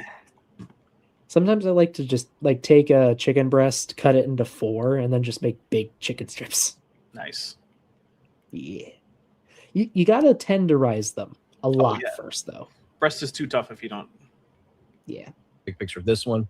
Not only did the head come back, but then it got crushed by the sediment piling on top of it. Oh, so he also thinks that this was fossilized standing up instead of laying on its side because he's an idiot. Got it. So this guy's just a dumbass. I think he might be. Okay, cool. Like, whatever way they mounted it in the museum, that's the way it was fossilized. No one can tip something 90 degrees. That's impossible. Okay, cool. Physis. And then this Camarasaurus is kind of interesting. This one is at the Dinosaur National Monument. If you've ever had a chance to go out there, amazing place. When they found this Camarasaurus, they thought, oh, look, that's an example of how it would have walked and how it would have looked. Nobody ever thought that. No. What are you saying? What? I mean, maybe some idiot thought that who wasn't a scientist and who didn't know any damn thing about paleontology or biology or like biomechanics or anything. But like, no one whose opinion is worth listening to ever said that. No, none. Also, fun fact, this is not the only Camarasaurus to be found in this exact pose. We've actually found several in that pose. Proof of the worldwide flood somehow. Damn it, you're right. Yep. Just give up. Oh. Except the tail is up. That's kind of interesting. But ever since then, sauropod dinosaurs, your long neck, long tail ones, they were shown with a swan neck. You see, they weren't shown like that because of this fossil. We just see a thing with a long neck, and then we compare it to things with long necks today, most of which are birds.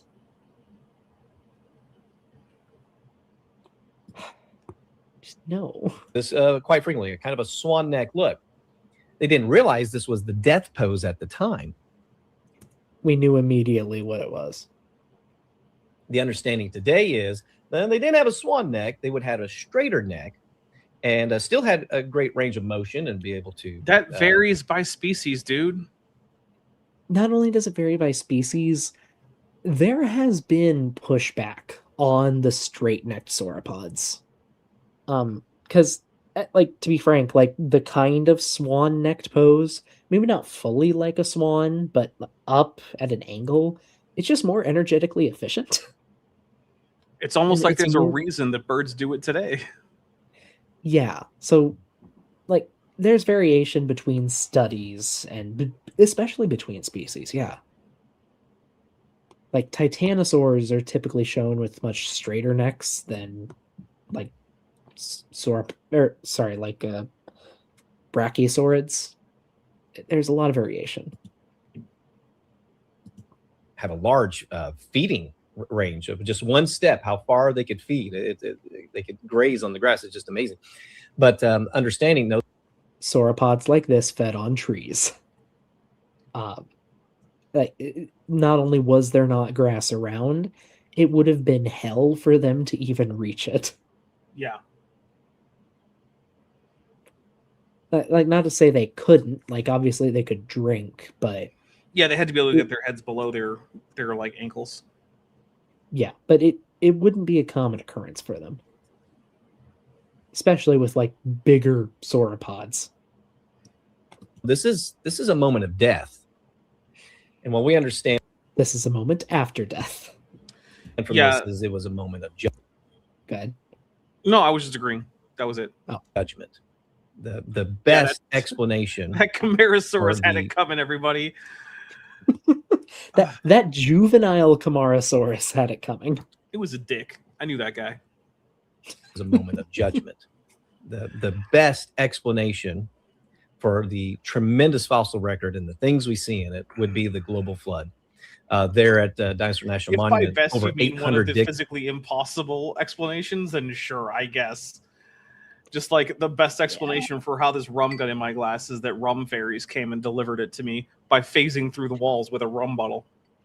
I mean, you could be the rum fairy. I mean, I could be, but I'm not. So if I were, I'd have a whole lot more rum. I applied to an internship at this place a couple years ago. They're still actively excavating. There's just so much bone.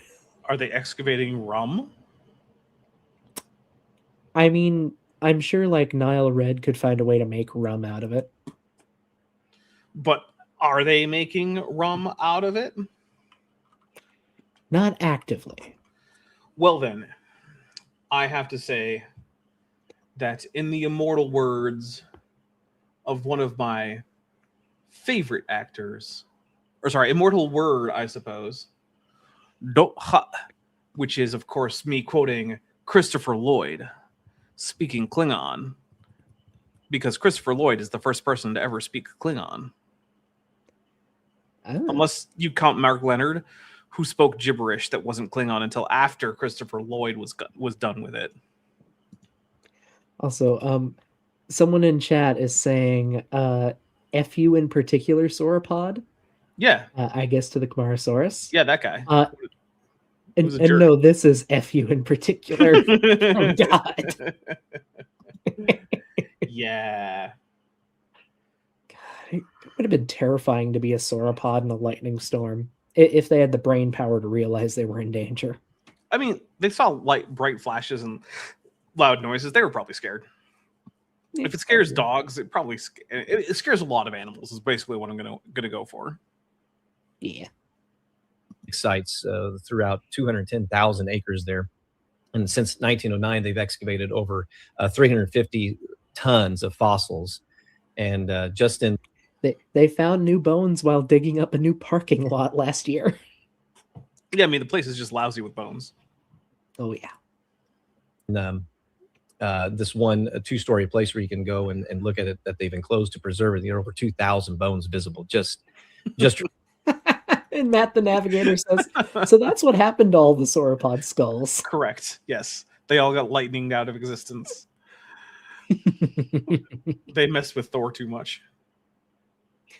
Oh God. Thor Odinson was like, no sauropods. Oh, and I will note here, Caden says he believes diplodoctoids are the only sauropods that ate low-lying vegetation. We have late Cretaceous titanosaur feces that has grasses in it. So some titanosaurs apparently ate grass. Just probably not the biggest ones. So let's talk about the dinosaurs that we see in the fossil record. As you may recall from last time, and if not, we'll do a little refresher here. The definition of a dinosaur is a reptile that walks upright on its legs. The legs are underslung. They're not stuck out to the side like a gator or a lizard. There's a lot of Pseudotsuchians that would like to have a talk with Mr. Cox here. Just a few, yeah. Yeah. But I mean, one obviously, like most of the terrestrial Triassic Pseudotsuchians. Yeah, and there's also like there's at least a dozen specific skeletal characteristics that define Dinosauria that every member of Dinosauria has, at least ancestrally, though a few things do de-evolve, air quotes, de-evolve traits. Damn ankylosaurs with their closing their acetabula during embryonic development, you dicks. And ceratopsians merging their antorbital and narial fenestrae. I mean, what jerks. Although there's still like that little weird like bone spur there that you can kind of tell like where the difference is, but like yeah. And also modern birds removing the bone spur between the two antorbital or sorry, the two postorbital fenestrae. Yeah, postorbital and parietal, I think. Yeah. Which is like but they form them in embryo. Which means they're still diapsids. Something this guy's going to deny, but probably longer than a way than I'll even be here for. Yeah, I think at 2 hours, we're probably going to bring the presentation to a close, since that's the timer I set for the super chat goal, and we did reach it. So I guess we'll have time to show you the Isle Ceratosaurus and maybe some other designs, because there are some good ones. That's good. Yeah. Instead, they are underneath of them, and so they're walking upright. The reason for that is because of their hip, as I've got right here. And the femur. You going to mention the femur? Like he does mention the femur. The femoral head being like at almost a 90-degree angle to the femoral shaft is itself a characteristic of the skeletons of dinosaurs. It's pretty important. And also, like the sacral like whole complex there of like lizards also have acetabula that just face out like dinosaur acetabula. It's just that in those cases, the femoral head is in line with the femoral shaft, so you get that lizard-like stance. It's not just the hip, man. The femur is important too. That's also true for humans and other mammals, right? Like the fact that you have your legs extending under your body isn't because of the direction of the acetabula. It's because of the offset, but in the angle between the femoral head and the femoral shaft, which isn't the case, by the way, for those pseudo, or at least some of those pseudosuchians we were mentioning, who actually have upright stances with an inline femoral head and shaft, because instead the acetabulum is actually rotated so that it faces down, which is weird, but it's still a thing, and you don't get to ignore it when you're trying to find dinosaurs, because if you do, then guess what? You got a bunch of animals like Postosuchus that apparently are now dinosaurs, except no, they're not. I don't know. He might argue they are. I hate that you're right. Also, Petite Flower says, I will never get over how you can turn a chicken into a velociraptor by sticking a plunger on its butt. That's true. Pretty much. Pelvis with the ilium, ischium, and the Pubis. pubis bone here. There you go. And the way they all come together. Also, I'm curious what animal this pelvis is supposed to be. It looks like a Maniraptor. Yeah, because the pubis is just slightly backward. Yeah. But he doesn't think that Maniraptorans are well, it's complicated. I mean, if you look in the background, there's like a medium-sized Maniraptor that looks like it could be an animal that has this particular hip. Yeah, you're right. 3 of them, it creates this circle here. Mm-hmm. And notice how it's fully open. You see my fingers inside of it there? No, That like is that's what allows them to walk upright. Their leg comes up, makes a right angle turn, as you can see back here in my Dromaeosaurus albertensis. Actually, it looks like the exact Comes same up, pelvis. Yeah, okay, so it might be Dromaeosaurus. Also, nothing about the openness of the acetabulum is the reason for the upright stance. It's the angle between the femoral head and the femoral shaft that gives them this. Because other animals with a closed acetabulum and the same kind of angle exist. You're one of them, Ryan. You are such an animal. I'm going to go get more rum. I can't. I'm going to go get more rum. I'll be back. I'll be right back. I'm going to get more rum. I am going to play a bit more. Just so you know. Dapper shall return. That right angle turn, and this pops right in there, allowing them to have that upright motion. It's fully open, whether it is, as you can see on the screen, whether it is saurus skin, which they described as lizard hip. This goes back to the early 1800s, or ornithus skin, the bird-shaped hip, and either. Unless you are one of several unless you are one of several Saurischean groups that actually move the pubis backwards. Aviolans, such as Dromaeosaurus and Troodontids and birds all do this. So do things like Therizinosaurs, and I think even some Oviraptorosaurs move their pelvis back. Move their pubis back. It's a common thing that Saurischian dinosaurs do, especially when they make a transition towards a more omnivorous / herbivorous diet, because moving that bone back gives you more gut space, or it lets you shrink the size of your torso, which can be good for a number of reasons. Way they're still walking upright on legs, whether they have 4 or 2 limbs they're walking on. On the side with the lizard hip, you have the theropods, your big leg, little armed guys. Everybody knows, like T-Rex and raptors. God, that raptor is so ugly. Well, like it's all of 5 pixels, but it's ugly. My guess is that he thinks that some raptors were dinosaurs and therefore had no feathers, and that other raptors were birds and therefore did have feathers. Are you septic? I'm back, by the way. Welcome back. Thank you.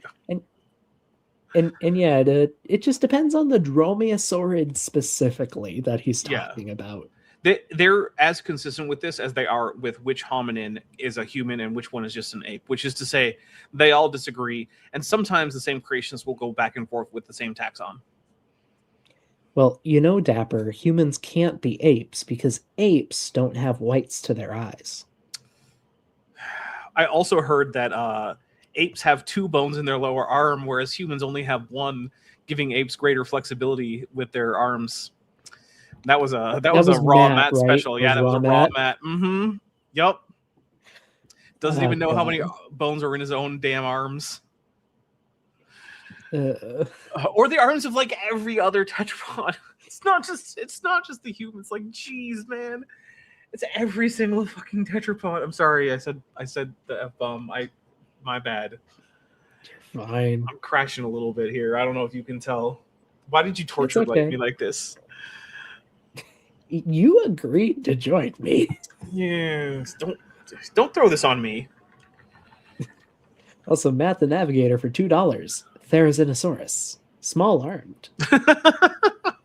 Okay, now, to be fair, most of Theropoda is actually pretty small armed. The Maniraptorans are like a weird outlier when it comes to that. So, like, generally speaking, if you call theropods small armed, you wouldn't be wrong for the most part.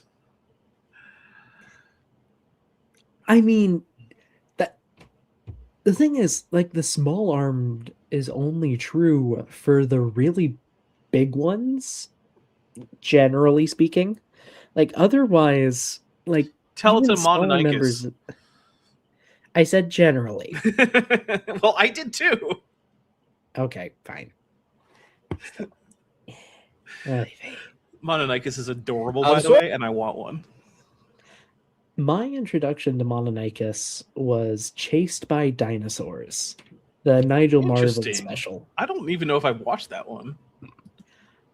It's a little outdated, but it's actually a really fun little mini documentary. Okay. Do you know the premise of Chased by Dinosaurs?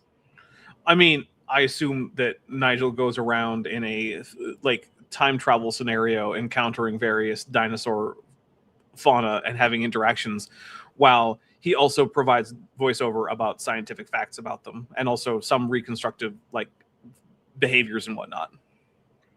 Yeah, that's exactly it. Okay. It wasn't hard to figure out, to be fair. I mean, it's Nigel Marven. It's like Prehistoric Park, but there's no park. Also, I believe just the prehistoric segments. Is he the one where you can find that picture of him of the guy holding up a sea scorpion? And it's like this really like nicely modeled like sea scorpion like mannequin type thing. Okay, yeah, because he did a bunch of those things, right? Where like the premise was he went back in time somehow and had dangerous interactions with extinct organisms. Yes. It's a fun premise. So much fun. Yeah. But like, Nigel Marven just a magnetic personality. Yeah, and like the whole thing is silly, but like I'm okay with silly. I mean, if you've seen my channel, I'm definitely okay with silly. Maybe we should watch that later. I mean, I'd be up to it. Or sometime. Yeah. But yeah, there's an episode where he goes back to Cretaceous Mongolia, and it's the mystery of the giant claw, like figuring out what Therizinosaurus is. And as time goes on, he encounters more and more clues as to its true identity. I think we should revert back and just declare that it is actually the gigantic ancestor of snapping turtles and the big-headed turtle of China, which are turtles known to have gigantic claws anyway. And I think that's more fun than it being a weirdo beaked theropod. Because turtles are cool. And my favorite turtles, by the way, are the big-headed turtle and the 2 genera of snapping turtle. So I don't know if I have a favorite turtle. Okay, well, why isn't it? My favorite turtle overall is the common snapping turtle. And my favorite images of snapping turtles are snapping turtles approaching humans for scritches.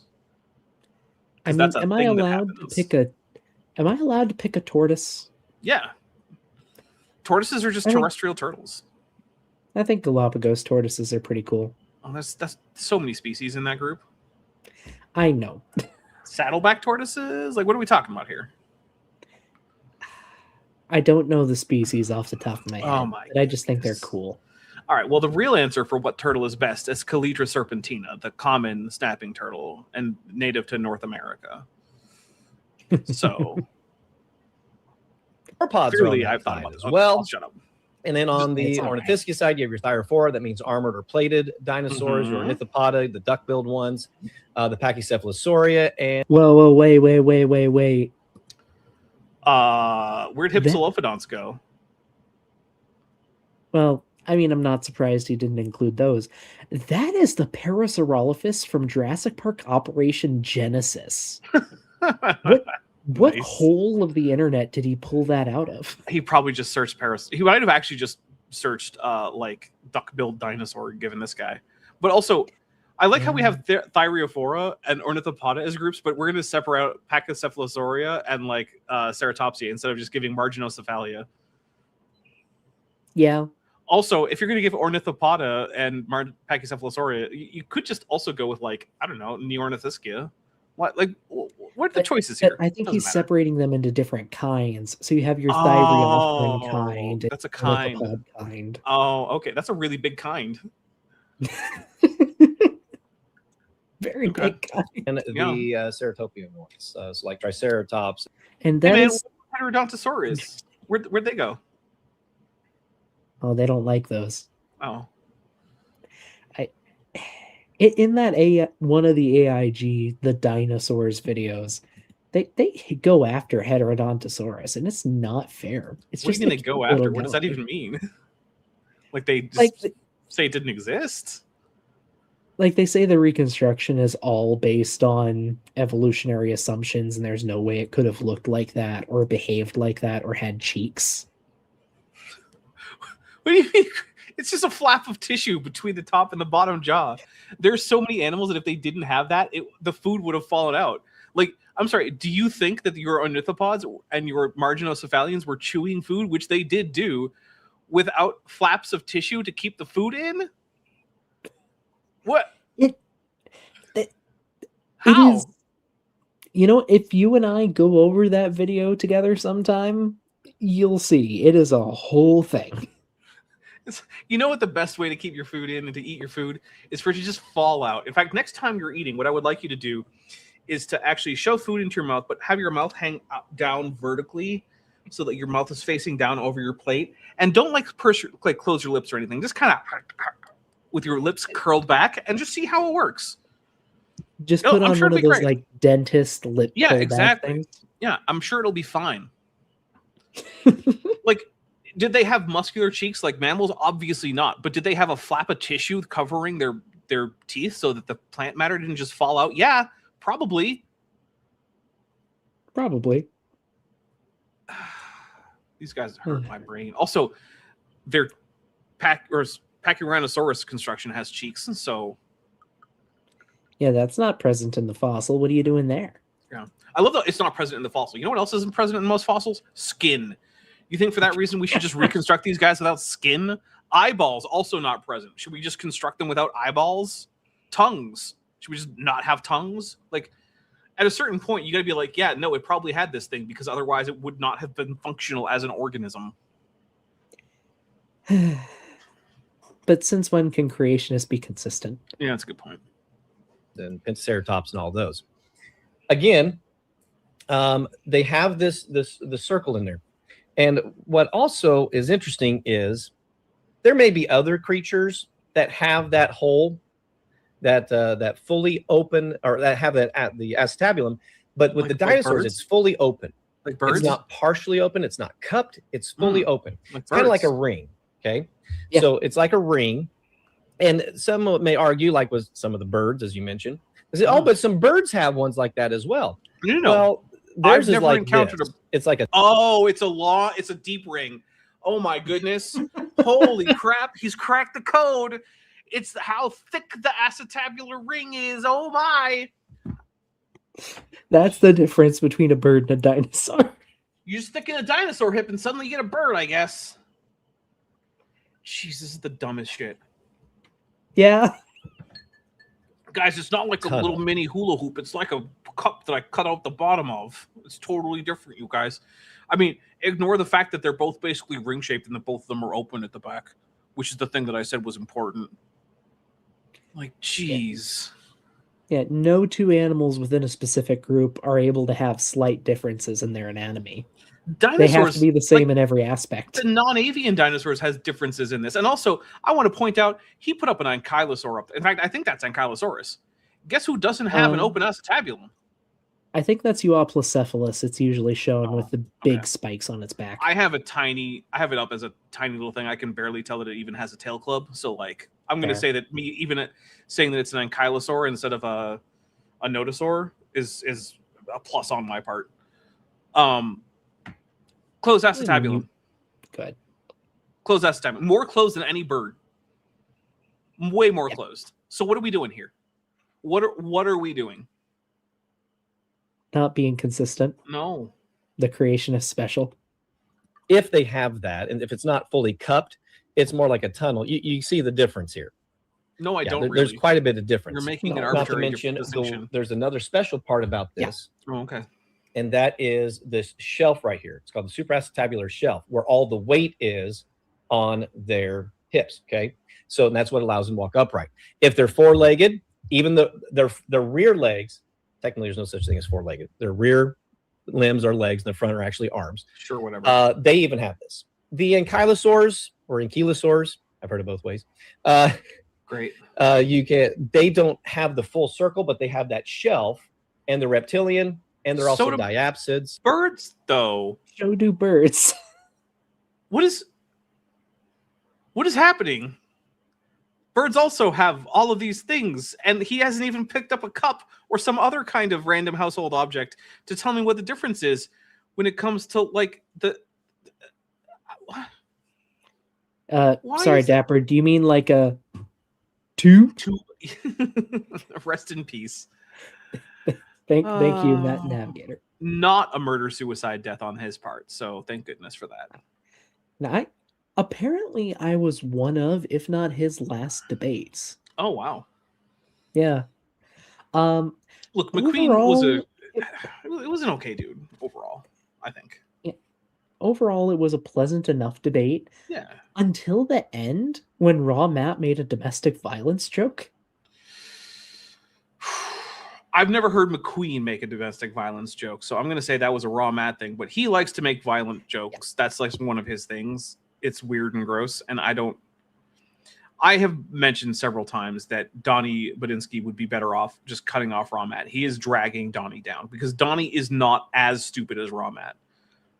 Yeah. Raw Matt is the kind of stupid that makes me question whether or not actually having a brain has anything to do with like intelligence. Because like look, the best argument that I've ever heard for the existence of a soul is like Raw Matt has a brain that's presumably similar to like any other human brain overall, in most circumstances.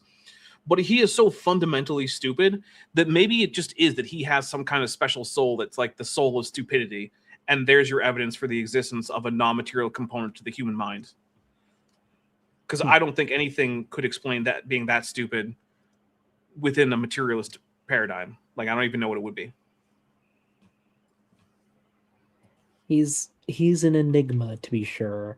I've covered him a few times on here, and it is impossible to underestimate him. It really is. You know about pre-Yiddish, right? I've heard of it somewhere. Yeah, he was talking about the languages the Bible was written in, and one of the languages he gave in as an example was pre-Yiddish. And in that same stream, he mixed up the Orthodox Church, like the Eastern Orthodox Church, and Orthodox Judaism. And he said that he thought that the Eastern Orthodox Church was okay, but they don't read the New Testament. Every Sunday, the Orthodox Church, every regular Sunday, I should say, so like every Sunday that isn't some like special holiday, right, has two readings. Would you like to guess how many of the two readings are from the New Testament? 0. No, it's both. They're both from the New Testament. The average Sunday service at an Eastern Orthodox Church has a gospel reading and then a reading from something that is elsewhere in the New Testament that isn't Revelation. Because they don't read from Revelation in churches, which basically, by the way, means that Revelation isn't actually technically canon for the Eastern Orthodox Church. But they put it in their printed Bibles anyway. Okay. Anyway, yeah, that's how stupid Raw Matt is.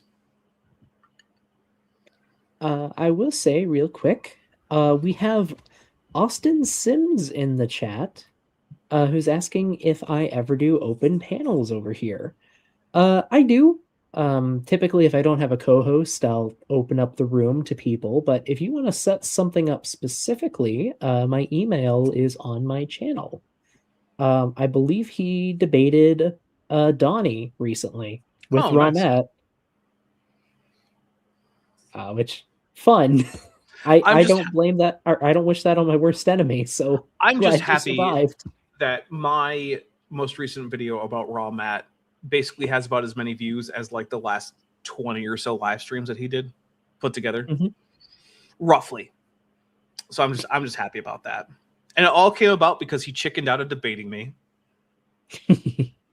Poor guy. Oh, let's see.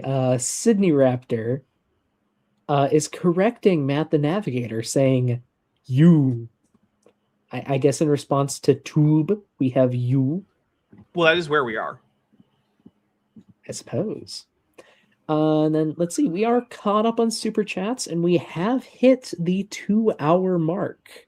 Is it time to do the aisle? I suppose we can. We are 15 minutes in. Sydney Rapper says one of the most true things that has ever been said in the YouTube chat. Dapper is not a linguist. That is correct. Dapper is not a linguist. You're closer to a linguist than I am. I don't even know what that means. Does it mean I know more about linguistics than you do? Yes. I guess.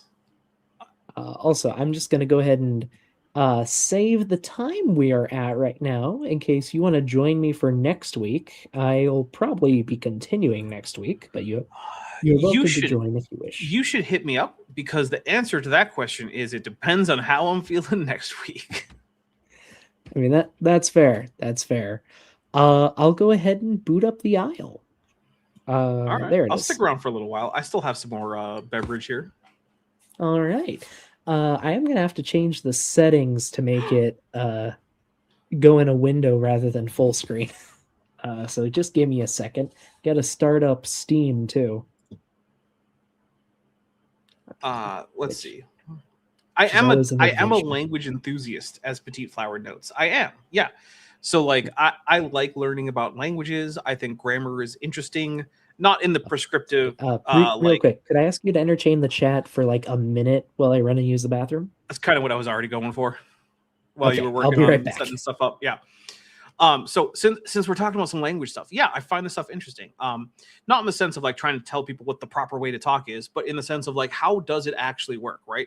Like, how do we combine weird mouth noises in such a way that they become meaning that can be interpreted, including with completely novel utterances?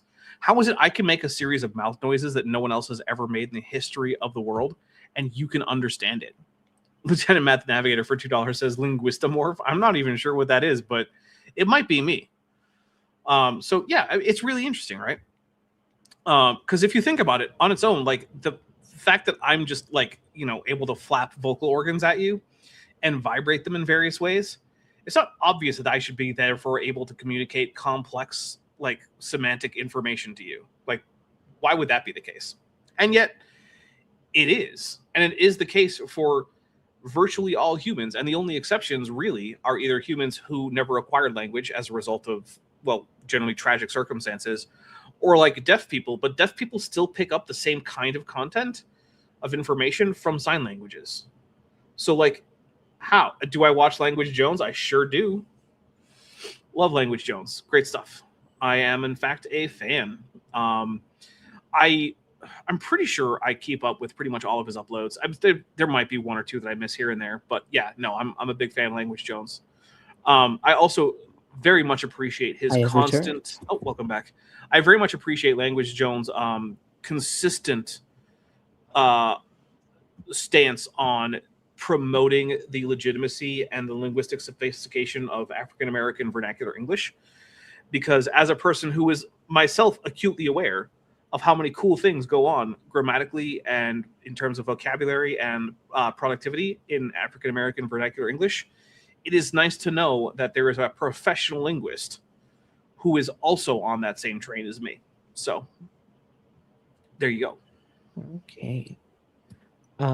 Sorry, I am just altering some of the settings here because I forgive you. For some reason, the character creator, the sound effects are just absurdly loud, and I would like to be able to hear you. I mean, My voice is overrated. Your voice is fine. No, it's clearly overrated. All right. Ooh. But yeah, this is the Isle character creator. Should we start with Ceratosaurus? Because there are quite a few dinosaurs. Yeah, let's start with Ceratosaurus because I don't know how long I'm going to stay. And so, like, I want to see Ceratosaurus. Right. Male or female? The only real difference is male gets display colors. Okay, hold on. Female. Female. Okay. I use my determine the sex of an NPC die roll technique, which is even as female, odd as male. And don't ask me why. It's completely arbitrary. But if I keep it consistent, then whenever a random NPC comes up in a game I'm running, I get to just give it a realistic probability spread of male versus female. Which also, if you're running an RPG game and you want to see like how much perhaps unrecognized sexism is going on with your players, run an experiment. Give them a village that they come across where all the NPCs they encounter are male. Then later, and I mean a fair few sessions later, have them go into a village where all the NPCs are female. Most groups will think nothing of the village where all the NPCs are male that they encounter. Whereas if they encounter a village where everyone, the barkeep, the blacksmith, the guards, the mayor, if they're all female, your players will be like, wait, where'd all the men go? How come you didn't ask the reverse question when the barkeep and the blacksmith and the town guards and the mayor were all men? Why didn't you ask the same question? Try it out. And maybe your group will be awesome and not notice either way, or notice both ways. I don't know. But it's a fun experiment. I've never thought to run a test like that, but it could be interesting. Also, sorry, I have to play with the aspect ratio to be able to see the chat too, because I only have one monitor. Petite Flower says, I think it's like 51% female. Yeah, but 50-50 is close enough for me. The difference between 51 and 50-50 is whatever. But here we have our baby Ceratosaurus. She's adorable. Yeah. Also, I can switch off the background if we just want to see the model, but I kind of like the background. I appreciate the background too, even if it doesn't have shadows. Yeah. Because I'm pretty sure it's just a spherical image, but yeah. In the Isle, you always start out as a baby and grow into an adult. There is a full growth curve. So this is the adult female Ceratosaurus, just completely stock, not changing the skin at all. I didn't know this was going to be an X-rated stream. Oh no, is she pretty? Super hot. Well, let's see if we can make her hotter, because they come with multiple skin patterns. Actually, I had someone come to me and said, like, I could give you a more realistic skin pattern for your dinosaur. And I'm like, I want it to be friendly. I don't want it to be intimidating. But yeah, let's see what the other patterns are. All right, so here's pattern 1. Pattern 2. Okay. This one's almost more similar to yours with the, like, bars on the skin. I kind of like pattern 2. Well, what do we go for pattern 3? Now, I vote pattern 2. It's fair. It's fair. You can also, well, there's a male display toggle. Doesn't do anything for the females. Right. But if I switch it to male really quick, adds splotches of colors. And the colors are in different areas for each of the patterns too. I like that. Here's what the male default skin looks like. Wait, are there no scutes on the skin outside of, like, I guess they're kind of there. Yeah, okay, they're there. There are feature scales and midline scoots. All right. There's also a scoot above the eyes, I see. This is probably more realistic than me, but like pattern 3. I was going for a friendly look. Although it's also more shrink wrapped than should be real, but like whatever. You can really see the fenestre in the skull. Yeah, which you shouldn't really be able to, but whatever. Yeah. I will say each species also has an elder morph. It's like once you're fully grown, there's a stage beyond that called elder, but I don't think I can see that in this preview. Okay. They have also introduced secondary color palettes, which just give you different options, like different color options. Okay. I'll switch back to default. And they changed the color selector recently. So now you kind of change on a gradient of colors. You can That see all some look parts of the almost skin are exactly the changing. same. Yeah, I'm not a fan of it. Hitting randomize, you can see some differences, but they're Barely pretty subtle. matters. Yeah. Yeah, the Isle devs are a treat sometimes. I do like that dark version right there, though. That's nice. Yeah, It's like a high contrast. yeah.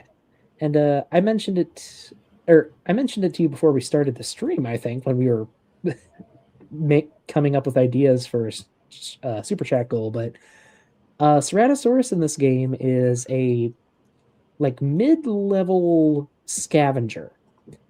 So it's very good at smelling corpses from very far distances and like exploiting a corpse for all the nutrients it's worth. Yum. It can even eat rotten meat, which gives it a bacteria-laced bite that will make other dinosaurs puke. Oh, fun. Not likely very realistic, but fun. Yeah. I mean, the Isle's always been a weird mix of realism and absolutely not caring about realism. I do appreciate that they got digit 4 in there as a little stubby thing with no claw. Yeah, let me... Oh, I can't focus on the arms. And Those yeah, are there's actually pretty a good. stubby fourth club. Or fourth finger. Yeah, that's accurate. I like that. Yeah. So you like the Ceratosaurus design? Overall, yeah, I think it's pretty good. I mean, obviously, I have my complaints. There's too much shrink wrapping around the skull, and like, whatever. Like, I would like it if the scutes were a little bit more prominent, or the feature scales, or whatever we're calling them right now, because I've had too much rum. But overall, no, I think it's a fun design. Nice. There are a lot of other dinosaurs too. So we have herbivores, carnivores, and omnivores. You just tell me where you want to go next. Non-dinosaurs. I kind of want to see what the pteranodon looks like. Okay. Pteranodon I feel like I might hate it recently. Well, here's I hate a it. little Yep, baby. I do hate it. Yeah, just you want to know why I hate it? Not fluffy at all. Exactly. That is exactly why I hate it. No pycnofibers. Yeah. Yep. You have hit the nail. Do I thought I saw like. Did I see another pterosaur in there in the list? No, this is the only playable pterosaur. Okay. Yeah, no, pycnofibers, guys. It's not that hard. Just give it pycnofibers. Lots of games have figured out fluffy models. Well, they have feathery animals in this game, too, which makes it hurt more. Do they have teeth in the pteranodon? They do not, but they do have sexual dimorphism. Well, that's good. But thank God they didn't bother with teeth, because freaking Ark has teeth in the pteranodon, the thing whose name means toothless wing. I mean, that's true for Jurassic Park 3 as well. Don't remind me. Well, I will say there's one good Jurassic Park movie, and it's Jurassic Park. I like The Lost World, but I'm aware that's mostly nostalgia. Sorry, Jurassic. Yeah, The Lost World. The words. They need Nyctosaurus. I want Nyctosaurus. Nyctosaurus would be neat. And Tapahara. Ooh. And Pterodactyl. Like an herbivorous pterosaur. Yeah. All right. What else? Yeah. What else we got here? Well, here are carnivores. Here are our herbivores. It's a smaller selection. Lists of herbivores. It should be bigger. Should be. Hey, look! Here's someone who didn't ignore Hypsilophodon. The Isle devs didn't ignore Hypsilophodon. Thanks, guys. Yeah. This is Hypsilophodon. Wait, this guy gets to be fluffy, but the freaking Pteranodon doesn't? Oh, just wait. Wait, are those pennaceous feathers? Yes. Oh my god. Why? Why? Why does Hypsilophodon get panaceous feathers, which it definitely did not freaking have, and Pteranodon gets nothing? Who is in charge of this? I think their lead artist, their name is like their username is Tapwing, but I don't know. Someone needs to give me Tapwing's number. I need to have a talk with Tapwing. This is At absurd. least it's a cute little fluffy gremlin. I'm not saying it's not a fun design. But like, no. just no. Oh yeah, also, most of the dinos have special abilities. Hypsilophodon projectile vomits. Weird, but I guess. Also, I do really like the design on those feet. Those are very good dinosaur feet. Yeah. Although the big bird-like scales probably not very accurate, but like overall, those are very nice looking feet. So I appreciate that. Dinosaur feet are so badly done in so many cases that I appreciate it when they get even close to good. Which actually means we need to see a ceratopsian, see how good those feet are. Because my guess is bad, Whoa. but I don't know. Ooh, that's very, very bright. Yeah. Very, very vibrant. Well, we do have two ceratopsians. Okay. There is Diabloceratops and Triceratops. Well, I do like Diabloceratops because it was found not too far away from me. All right. You start as this adorable little potato. The feet are actually like surprisingly good. All right, doing way better than anything Jurassic Park has ever done. Yeah, that's true. Although, should Digit 4 be contacting the ground? Or sorry, no, Digit 1? Yes, I believe. Okay, yeah, you're right. No, I'm thinking of never mind. All right. You're thinking of the front feet where Digit 4 and 5 don't touch the ground. And don't have claws either. Yes, which they don't here.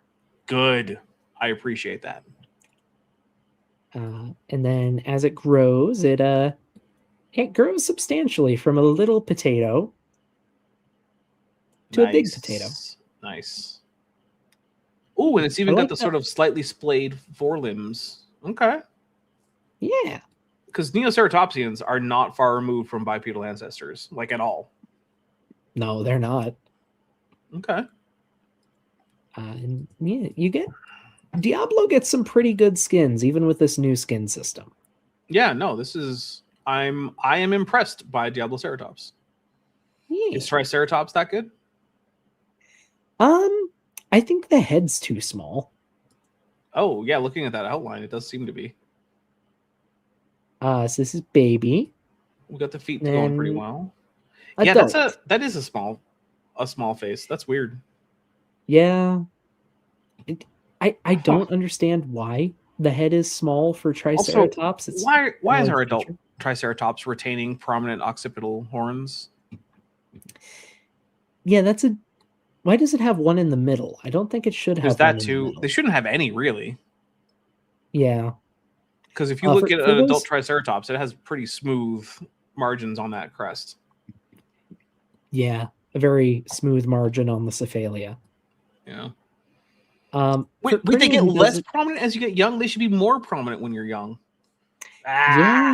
Boo. But overall, I think it's fine. For anyone who's not aware, Triceratops has a very interesting ontogeny, the way it grows up. Also, I just noticed it has like goat pupils. I like that. Yeah, that's fine by me. Speculative, but like, sure, why not? Yeah. They mostly capture the ontogeny pretty well when it comes to the horns. They start up as small, stubby, upturned things.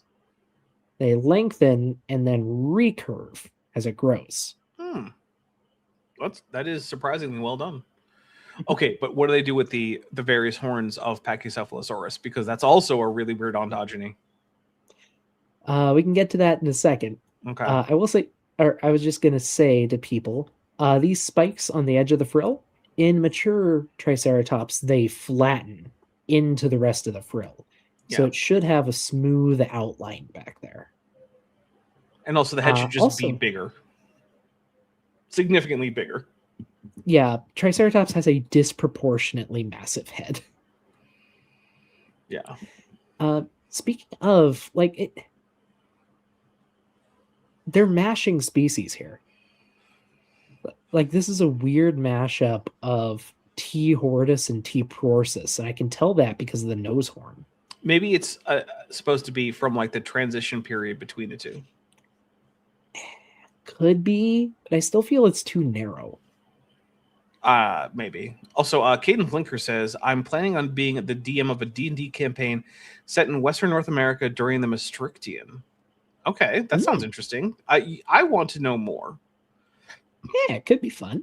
All right, well, so far, this looks like what I would expect for a very young Pachycephalosaurus. Yeah, honestly, I think this might be one of their better designs, like one of their best. Now, pause at a specific stage here that I imagine you want to see. So about halfway grown. All right, is this our attempt at like a Sigimoloch? Yeah, this is about Stiggy. And then full crash. Hey, I'm impressed. I am legitimately impressed. Well done. Yeah.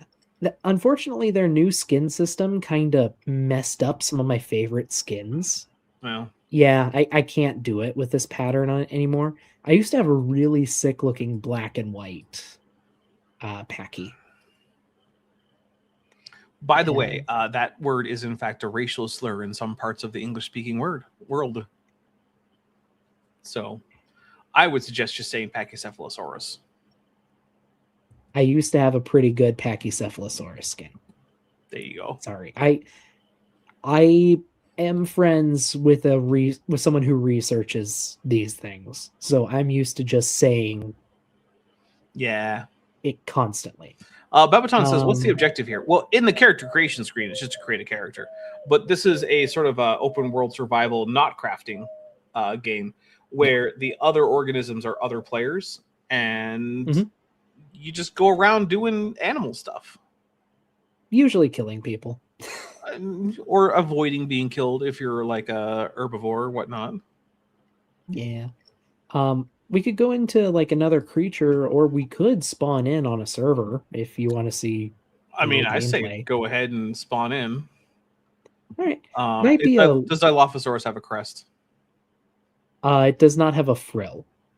That's what I meant. Sorry, frill. It's all right. I will say I am figuring out what I meant. I am on what's called the Horde test, which is like when they're testing new features like new dinosaurs and stuff. So it's a little buggy. So don't be surprised if the server crashes. It's very wont to do that. Also, I know from experience StreamYard has trouble playing games with good frame rate.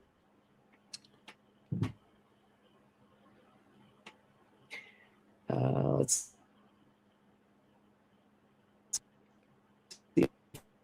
Oh yeah, this is getting real choppy. See, this is why you gotta start using OBS. It happens. All right. Oh hey. Why is it? I guess I was already playing on this server and it actually stayed. Because it's nighttime and they don't know how to balance light. What are you? Yeah, are you an Allosaurus? Yeah, baby Allosaurus. Okay. Cool. Pretty small. Yeah, this is what nighttime looks like, and I'm sorry to the chat if this looks horrible. If I could alter the gamma, I would. Allo is actually one of the more recently released animals, so it has a whole host of new animations and stuff. Also, I realize I'm going to be playing without sound, which is not a good thing in a survival game. Oh, yeah, I suppose that's true. I don't know if... Putting it up to 100, bold, huh? Yeah, it probably won't come through on my end. I don't hear it, but that's okay. Yeah. But you run around trying to find food and trying to not become food and trying to grow to adulthood. Okay. Honestly, there are spurts where it's a lot of fun, but a lot of it is just kind of running around, especially when you're young. What is that? What are these spikes and troughs? What is that thing? Up at What is top? Yeah. What is going on there? That is a compass. Oh. That way is north. That way is south. I see. Yeah. Interesting. What are those two lung-looking things? That is a symbol signifying there's a sanctuary up that way, which is supposed to be a safe haven for juveniles. It's usually not. Ah, I see. Yeah. Okay. Oh yeah, and See, the frame I rate have is not actually played. dying. Yeah, well. I'm about to finish my drink, which is probably going to be my exit out of here. That's fair. Yeah, honestly, it's probably not going to be too exciting, so I'm probably just going to find a bush and log out. I didn't even think this aloe would still be alive. I thought it would have... I thought my character data would have been wiped, which is a big problem with the horde test sometimes. But I guess, we have a timer to close out the stream if we want. There you go. Well, thanks. I had a lot of fun, even if I did crash out more than a little bit at Ryan Cox, who is infuriating. Yeah. Yeah, guys, just, I don't know, check your facts before you spout them. Especially before giving like a public presentation. Right? Because that was bad, and I know it gets worse. Also, no dinosaur has a acetabulum that is best described by either a styrofoam cup with no bottom or some kind of torus-shaped plastic object. I don't even know what's going on there. That's just not how anything works. And also, the depth of the acetabulum is not a characteristic that anyone has ever used to distinguish dinosaurs from non-dinosaurs. No. So that's literally just making shit up because you don't want to admit that that birds are dinosaurs, which you could just do, right? Because he already showed us that he accepts larger categories of organisms as a thing, even though they're not the quote unquote kinds. Because I don't actually think that he thinks that all of Thyreophora is a kind. Well, I don't know. I don't know if he'd be consistent enough to keep it a big or I've never. Group. I don't know if he'd split it or not. I think he would. Yeah, most by the vast majority. So maybe I'm wrong, right? But I don't think I am on that. So I don't know. But yeah, don't be like Ryan. Don't do it. In life, don't be like Ryan. But to the wonderful people who have stayed with us for 2.5 hours, I will say thank you. I hope you enjoyed this episode of Creation Science Theater. It occurs every Saturday, though time floats around a bit, but I try to have it around 6 p.m. every Saturday. We talk about dinosaurs, geology, and how creationists like to lie about them. Mm-hmm. Or at least tell lies. Yes. Yes. It is an unfortunately deep well, I guess I will say. It really is. But if you've enjoyed, please consider liking the video and subscribing. Make sure to check out Dapper's channel if you're not already a fan of him. Dapper, what do you have coming up in the next few days? Oh, I got so much stuff. I got Jackson with Jackson on Tuesday. I've got a supercut on Thursday. Let's see. Yeah, DNA is cool, so evolution is fake. The movie, it's 2 hours and 42 minutes and 37 seconds. Then on Friday, to render that? I probably 4 or 5 hours. Jesus. Then on Friday, over on Top Hats Off, my second channel, I've got Wrath and Glory, Trader's Hymn, which is it's not like a campaign, but we're turning into a few different sessions. So if you like Warhammer 40,000, or you just like me, come check that out on Top Hats Off. Then on Saturday, I'll be back for Dapper Reacts, where we're going to continue on about the kinds sermon that we've been looking at, where I got a pastor is going to tell us how wrong all the biologists have it and how right he has it, because that is in fact the kind of thing you want your pastor to be telling you, is how dumb biologists are. I mean, they say a lot of things are dumb. A lot of pastors do, I found. Yeah. They're very reliable source of information. That's it for me for at least the next week or so. So there you go. All right. As for my channel, I am going to try and get that video out about the Jurassic Park Brachiosaurus this week. Everyone who has gotten a channel membership is going to get to see it a couple days early, so hope y'all are excited for that. And I shall say, good night, everybody. Good night.